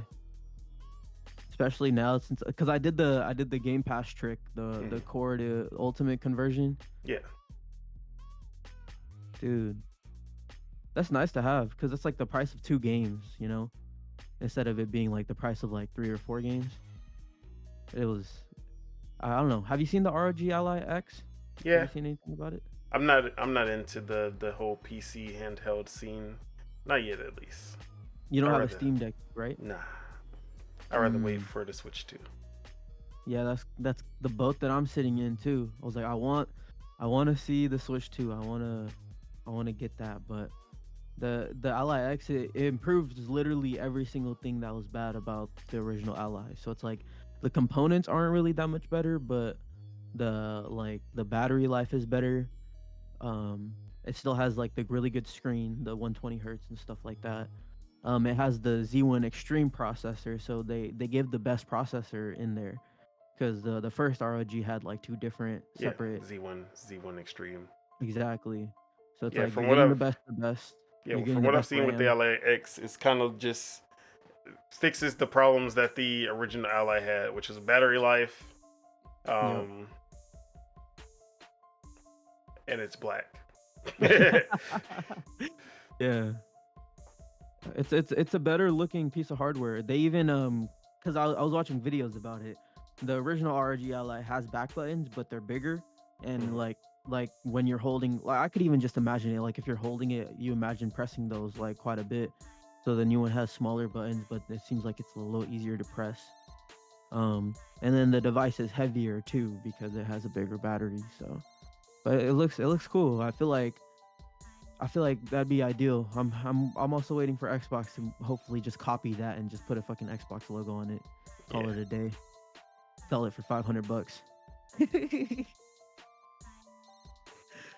All right. That was a tangent. My bad, bro. No. You good.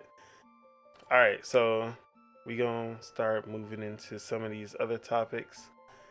Let's get some of the quicker ones, rapid fire. All right. We don't have to get through all of them if you don't want to. 'Cause I think we're already creeping up to 2 hours now. Yeah. We can like if next week's episode is like more news based, we can still throw in some of these. Like we can talk about the news. I'll probably maybe I'll beat Kunitsugami by then. We'll see, because I heard that game isn't that long, so we'll have more to talk about. But yeah, let's get through these questions though, for sure. Let's Let's get get through as some of much as we the can. quick ones and we'll see how it go. Yeah. All right. What are your comfort games or genres? Okay. Comfort games, sports games. I'll say that right now. You don't have to pay attention to it really that much. You can have something on the background playing like music, or you can listen to podcasts, whatever you want to listen to. You could even be talking to people while playing a sports game, because you don't really gotta pay that much attention to it. So I feel like those are my comfort games. Okay. For me, What about you? Yeah. Rocket League. So pretty much like a sports game Yeah. too. I got over 2,500 hours in Rocket League. Yeah. Even though it becomes the opposite of a comfort game when I start raging, but When you start actually trying, right? yeah, but How it is for it's sports games. I can just put it on and then I just be vibing. Um, Mega Man X, I go back to it all the time. I probably play it at least once a year.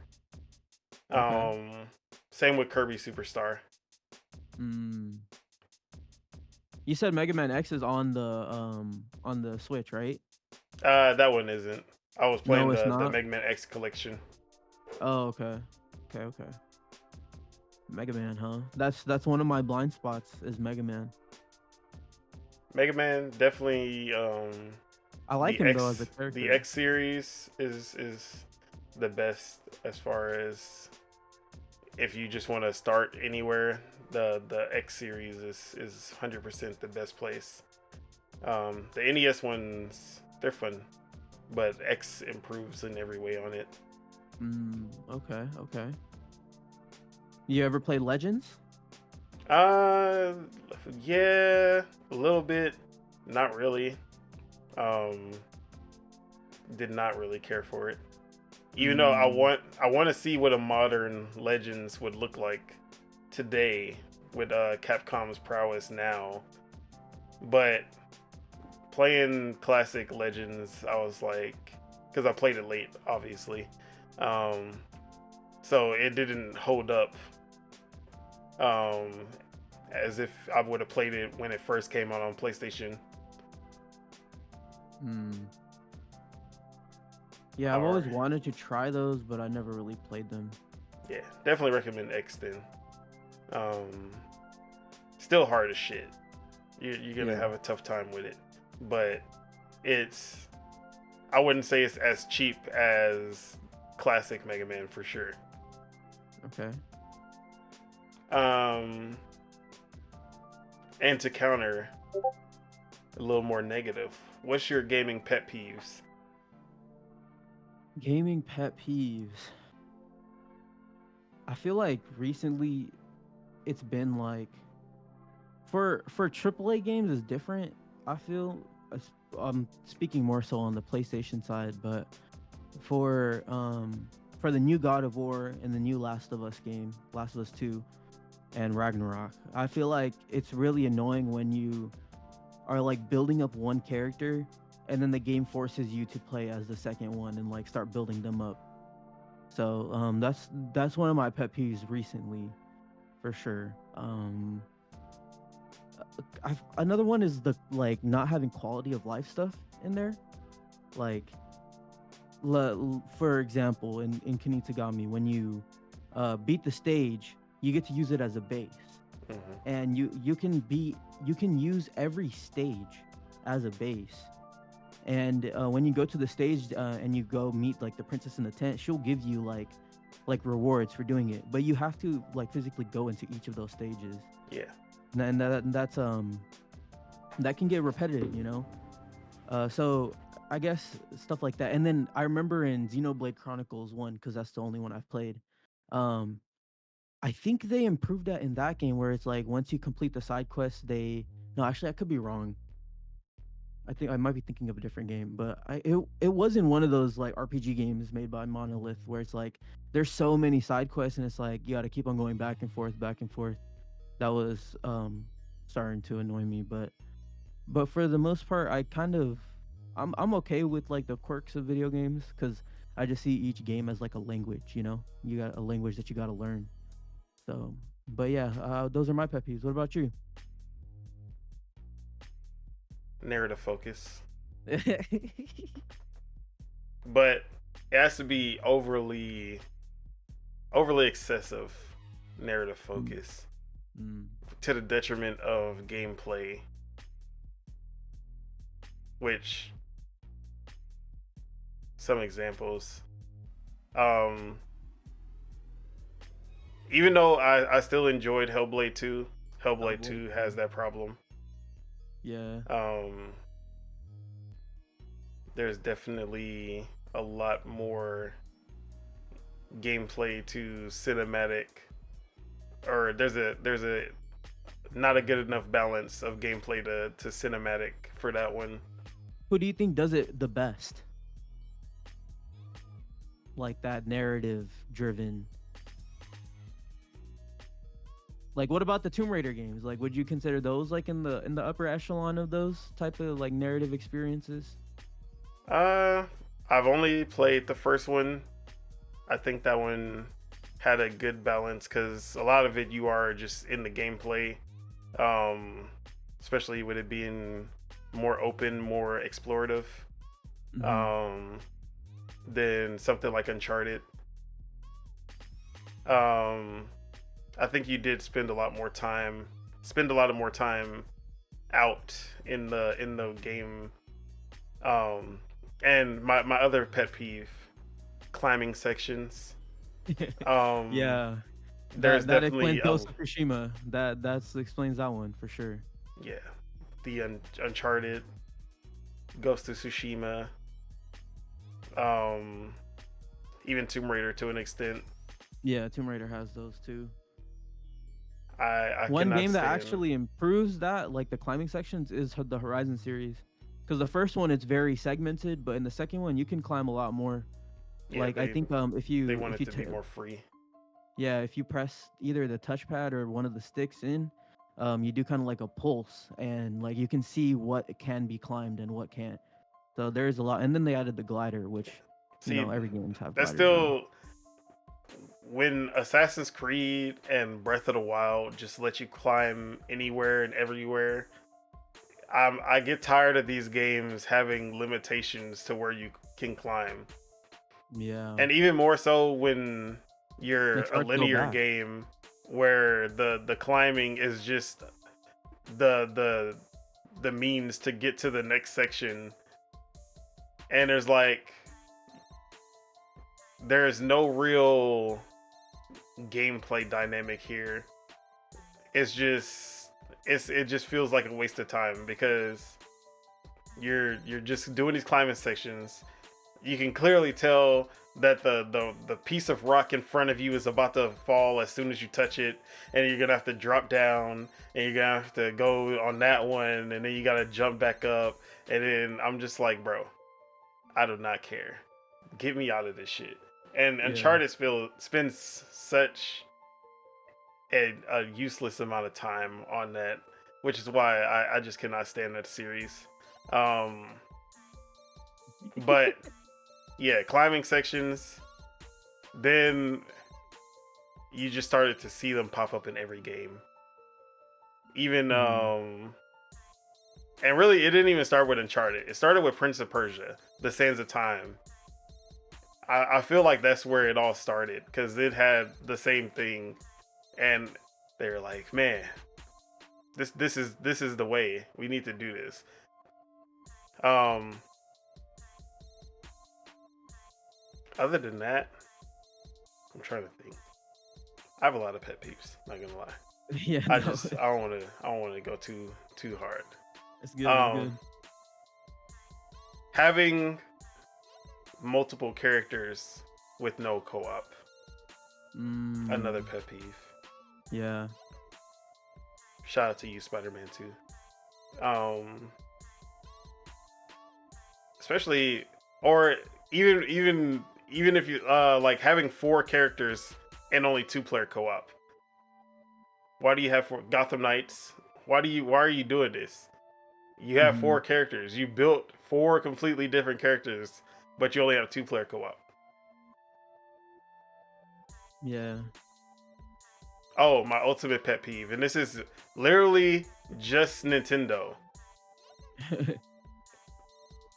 They make these games multiplayer focused, co-op focused games, and they'll make it so that if you want to play with your friend and play against people online, they have to be playing on the same console as you.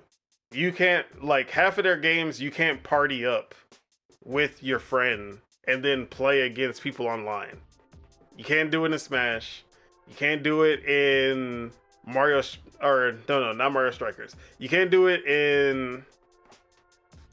We were The just golf one. complaining about Nintendo Switch Sports. Oh, Switch Sports. So the only way that you can, like, say me and you wanted to team up and go 2v2 against people online in basketball. No. You can't do it if we're separate.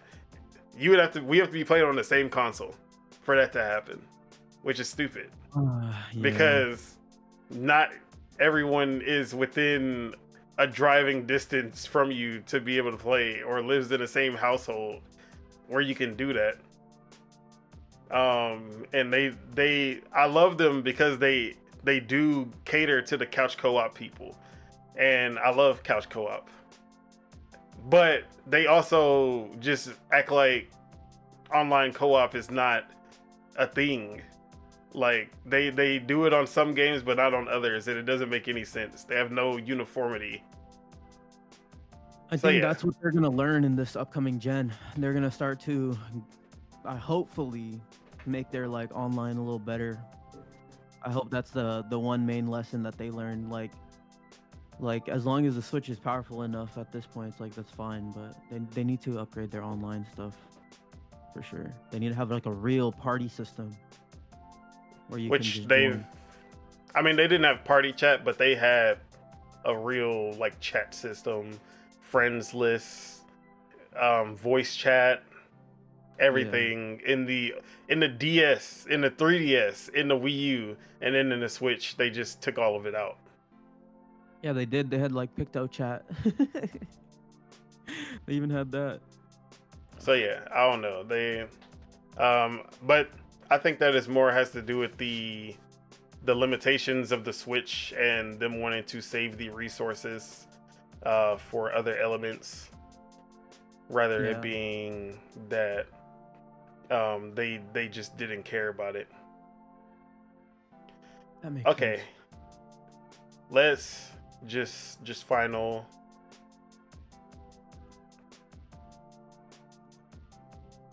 Final. All right, you what we're gonna do for the last one? You pick. Oh, okay. I actually have one that's. Let me throw out an idea real quick. Okay. So I've been thinking about Game Pass a lot because like I use it a lot, but I'm not really that in love with the name Game Pass. So like, do you think that could be the reason why it's not like as successful, or like, hmm, like how you remember Movie Pass, right? You remember Yeah. how that was a thing? Like that's kind of what it reminds me of. And like Movie Pass was just like was it was cool if you use it a lot, but it was also like known for being kind of like not. I don't know, like kind of like cheap, I guess you could say. But like if you think about all these other like subscription services like Netflix, like it has like a really distinct name. But for Xbox, it's just Game Pass. You know what I'm saying? Like, do you think if they changed the name, they like it would be a bigger product? Like more people would be like enticed to come to it.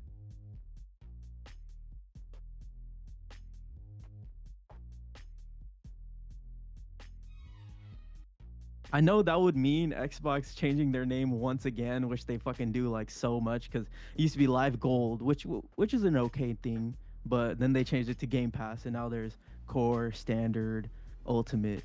But it's like, Honestly, they should have called it. They should have kept the Live moniker when they did Game Pass. It should have been like Xbox Live, um, Xbox Live. I don't know. Just like how PS Plus is just PS Plus Extra, PS Plus Premium. They probably should have just called it like Xbox Live Ultimate, Xbox Live Gold, Xbox Live Core or something. Yeah, Xbox Live Platinum. Yeah, okay, that's a good one. Xbox, yeah, they should have done that. Xbox Live, like that's the base tier. Xbox Live Gold would be like the second tier. Xbox Live Platinum would be like a third tier. You get the Activision games, you get the EA games, you get everything. You get freaking maybe even throwing Ubisoft. You get all the publishers. The Thanos. That's the Thanos tier right there.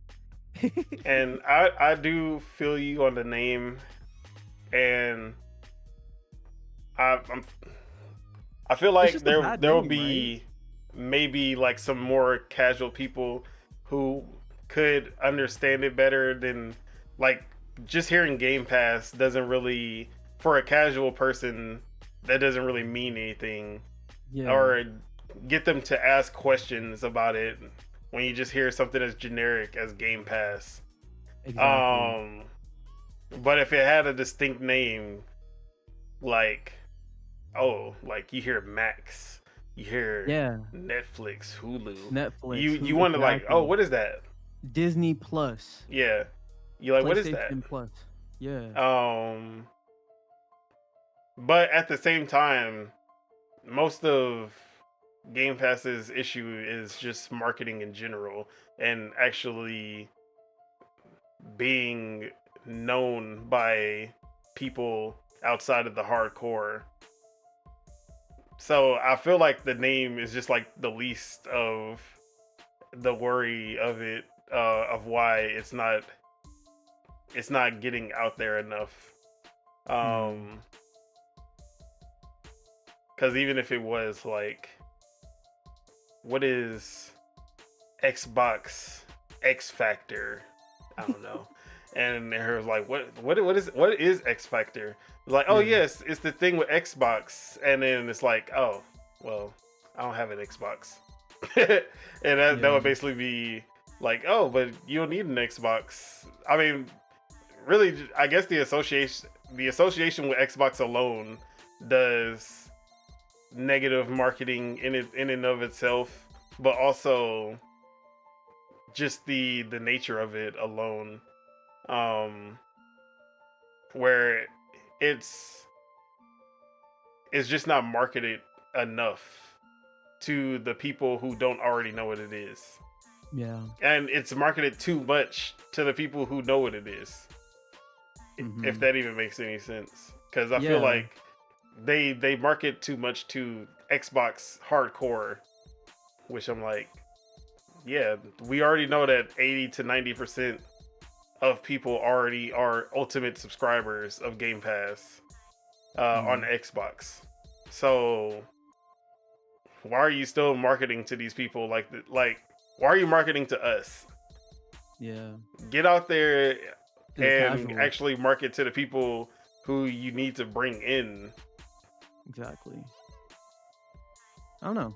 Maybe I know like the name is the least of the worries, but I feel like that could help, like giving it just like a better sounding name. But knowing Microsoft, like telling them to do that, they probably would just come up with something worse. So the Xbox Game X1 + 2. Yeah, and that was dual gaming, y'all.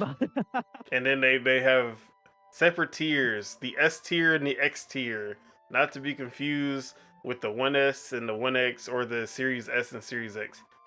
Oh, did you Yeah. see um that a lot of people were buying EA Play, or not EA Play, EA College Football, and realizing that they that the 1S and the 1X can't play, and they didn't realize that the Series X and Oh Series S were, no. and they were leaving reviews on Amazon, talking about, yeah, they say this game, it don't even work on my console.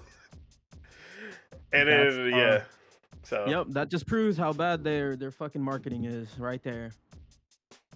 Shit. If they could just get their names right, then the sky's the limit for them. But they just fumble in every single for Xbox. It's like you're taking one step forward and two steps back. For Nintendo, it's like they take two steps forward and one step back, and then PlayStation's two steps forward and two steps back. It's just fucking neutral. stagnant. Yeah, it's just stagnant. So it's like, but that's our beloved industry. What do you think? You think that's a good last question to leave off on? Yeah, we can wrap it up there. Okay. But yeah, man, this was episode 0 So 0, the test run. Dual-Wield Gaming Podcast. This is our first lap in the Akina, the speedway down the mountain. And eventually, I want to do this live, but we got to work out the schedules for that. We got to find a day that we can actually do some live episodes, like consecutively. For sure. But until then, we'll be doing recordings. And thank you for everyone who tuned in. Appreciate y'all for showing up to this new wave that we got going on. And to all, actually didn't plan the outro, my bad. But yeah, anyone, leave some comments, leave some feedback for us in the comments section. Let us know how y'all feeling about the new setup, the new cast on video. If y'all want me off video, I understand. If y'all just only want some bagels, I understand. No, we gotta both be on video, bro. But yeah, It's all or nothing out here. it was fun. Yes, sir. This is I actually like being on camera, but I can't get my everyone over there in Project Untitled to be on camera. So and just me being on camera would be weird. So I was like, you know what? If we're gonna do an on-camera podcast, I know Subego's got a camera. We can do it with this show. Yes, sir. But yeah, how we feeling about the episode 0 of Get to know us pretty much, right? I think I think people got a good taste of both of our like experiences, and like I'll play both old and new. Like I played games that came out this year, and I'll pick and choose the stuff that I missed in the previous years, and you play like a lot of like games that haven't came out yet, so you have like a lot of insights for that too. So it's like I think I'm definitely you're like when you get into a game, you're probably gonna go through the whole thing and finish it. I'm more like I'm a buffet eater. I like to okay, let me just get a little bit of this game. Oh yeah, this pretty fun. Let me go on to this one over here. Yeah. And then eventually I'll go back and start finishing them when there's downtime. Because there's so much to play, But I do definitely pick and choose. Like I did do the whole buffet for Game Pass. I literally played like 3 Game Pass games back to back. The only one I missed was Dungeons of Hinterberg, but I do the buffet thing too. But I keep a track of like what grabbed me, and if it didn't grab me, then I'm okay with just throwing it away, putting it to the side. I don't want that to sound like mean, but like it's okay to retire games and try new ones. It's not that crazy. Like it's okay to let it go, but if it grabs you, then you should continue playing it. And I think people got that from me from this episode for sure. That's what's up. And just last quick one. Yeah, what's your most anticipated? Just Not even just this year, but like in general, in most general? anticipated. Okay, I'm really excited to see Fable. So I want to see how they're gonna do that because they also have the racing game. So I'm excited for that. Whenever PlayStation, oh, Astrobot, that's coming out soon, relatively soon. I'm excited for that. I'm excited for Ghost of Tsushima 2 because that's gonna be announced sooner or later. I know it's coming. Hopefully they take more inspiration from like Assassin's Creed or like Breath of the Wild and stuff where it's like you could climb everywhere. Because that was my main complaint for the game. Because I love the story of the game, other than the ludonarrative dissonance stuff that happens with the character. But Ghost 2, I'm excited for. Avowed, I feel like I talk about that game quite a bit, but I'm excited to see it mainly because Obsidian doesn't like. I don't really stick with Obsidian games that much. Like I played Outer Worlds and I've probably played like maybe 20 hours of it. I'm close to finishing it. I know that, but like I they don't grab me. But I'm excited to see like a fantasy game made by them. Like I think that's like a third person or first person fantasy game, not like a over the top Yeah. down like strategy game type.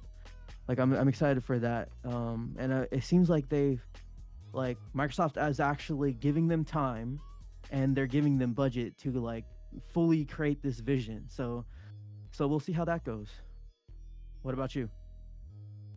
Uh, my most anticipated number one, whatever the 3D Mario is, whatever the 3D Mario for the next the Switch successor. Yeah, it's That's a coming that's up. a day one. It's coming up soon, man. That tweet drop. Hello, this is Shigeru Miyamoto here, announcing the next console. No. Um, so for sure that one. Um, as far as like this year, at first I've been on and off with Avowed, but Avowed is definitely um my most anticipated for this year now. Yeah. It One of my most anticipated got canceled. R.I.P. Life by You. Oh, I've never heard of that. Paradox, you bastards. It was a Sims competitor that was made by the original Sims 2 and 3 director, Rod Humble. And yeah, it got canceled by Paradox after they pushed it back at least 4 times, like 3 or 4 times. It was supposed to come out like late last year in early access. So I guess development just was not going smooth, and they just decided to cut their losses. Damn. But it still stings because I'm a huge Sims fan, and it seemed like they were doing a lot of what the Sims is no longer doing, because EA and Maxis just make a shit ton of money by dropping incomplete games and making you pay to get the completed version of it like 3-4 years later. Mm-hmm. So yeah. And then what else am I excited about? Even though I'm not like, I love GTA, but I'm not just like, oh, GTA, like this is the greatest. Yeah, I'm But not like there's that just either. something about the hype for new GTA that I can't not add that to my most anticipated, because I just want to see what Rockstar has been cooking for all this time. So yeah, Yeah, you in the GTA world, my 6, friend. Everyone's excited for that one. exactly. GTA Anytime like 6 got to people, be up there. anytime I talk to people that like aren't into the gaming as much as I am, that's the first game they bring up. Like at work or anything like that. Like they always bring up that game. Like when is it coming out? Like I went to my homie Hasiel. He doesn't really play games that much because he like works all the time. Yeah, He's like thinking about getting a PlayStation. But I was like, dude, like he even says he's barely at home, but he wants something to do like to pass his time. I was like, bro, like look into getting like a Steam Deck or like Um, or I even told him like you can get the Series S with the screen. I told him you can get that because like that's pretty portable, especially if you can like find a plug. Um, but nah, he's stuck with the PlayStation. But he told me to send him videos about the Steam Deck, but it's just like damn, like you got to make time for it. Yeah. I mean, he can get a PlayStation Portal. Yeah, but then you need a PlayStation 5 for that. Yeah, that's what I'm saying. He can get a PS5 and a PlayStation Portal. That's ridiculous, man. You didn't tell him. Well, you can just play it through the cloud. Have you ever heard of GeForce Now or Xbox Live Ultimate? Yeah, but then that would make me like a spokesperson for these people, and I don't get paid for that. No, I'm just kidding. I should have told him about the cloud stuff, but I did tell him about the portal because he told me he was like, oh, I could just get a portal, and I was like, but you need the console for it, and he was like, why? And I told him exactly that. I was like, the portal only streams from your console, like you need that link together. Like you can be in separate places, like you can be in an area with Wi-Fi and your PlayStation is hooked up, but the thing is it has to be hooked up with the Ethernet cable for that to be viable for like the outside of the home, like in a different place with Wi-Fi experience. But yeah, it's not dedicated, and that's what sucks about it. And I told him that.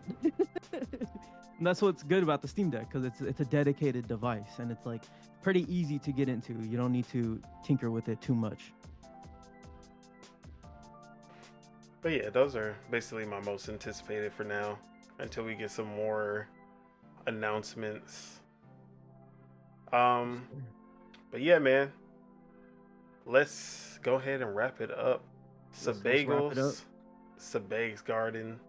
What you got going on? Where can we find you? Subeg's Garden. That's where y'all can find me, on the streets, planting seeds. Nah. I'm just kidding. I Twitch stream. Dropping seeds. It's you know, I just like to enjoy what I do, and that's what I feel like. I feel like I give out. I try to just give out the energy, like, yeah, just try to enjoy it. Like it's a hobby that we love. But this was awesome. This was fun, man. I appreciate you for having me on. Any upcoming articles, Lords Gaming, that you can talk about? I kind of want to get back to Nine Souls and review that, because it is gonna come out on consoles soon, and I feel like that's gonna be like a big thing, like a big moment for that game specifically. So I would like to get back to that. A lot of the games that I'm playing have already been reviewed by them. College football isn't. I could probably review that too, maybe, but I'm not as into. Yeah, that'd be a good one for traffic and stuff like that. But yeah, starting next month, I'm gonna have less time for gaming because I'm gonna be starting school again. So I gotta get stuff done. You know, I'm gonna record a video about Fragpunk too, so that's coming out soon. So it's gonna be kind of like my video debut over there. But you know, I as long as I have time for it, I'm gonna try doing everything, man. No doubt. Yes, sir. And as for myself, Don Otaku. You can find me on Twitter.com, pastafeet, F3ET. And don't ask about that. And then twitch.tv/Don Solo, SOLOW. I say I'm gonna start streaming more. Okay. I streamed last week, last Friday. What did I stream? I streamed some Neon White, streamed some Rocket League.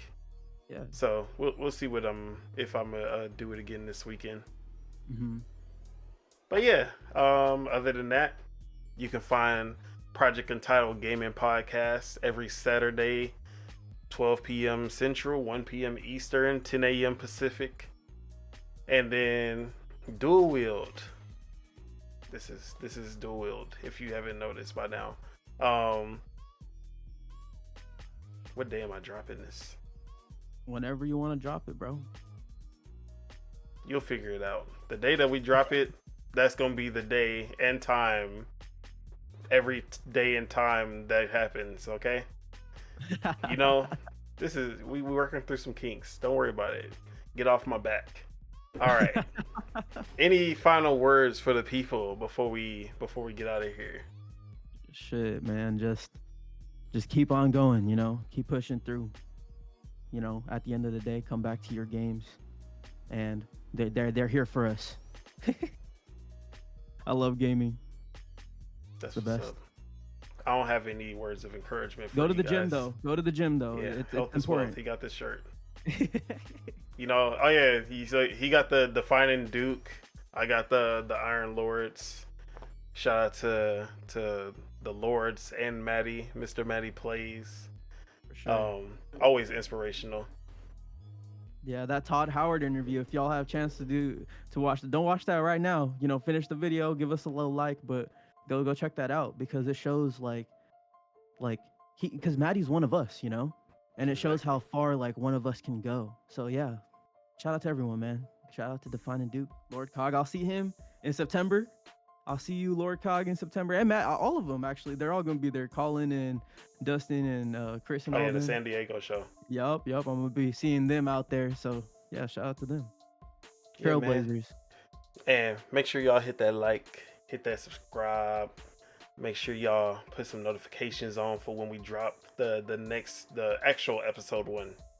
Number where 1. we'll be covering more news focused. So yeah. Words of encouragement. Touch a little bit of grass every day. Ground Smoke yourself. some too. No, I'm just kidding. Don't do that. Hey, that works too. But all right, y'all. We gonna see y'all next week. Peace out. Enjoy the rest of y'all day, week, weekend, all that. Peace out.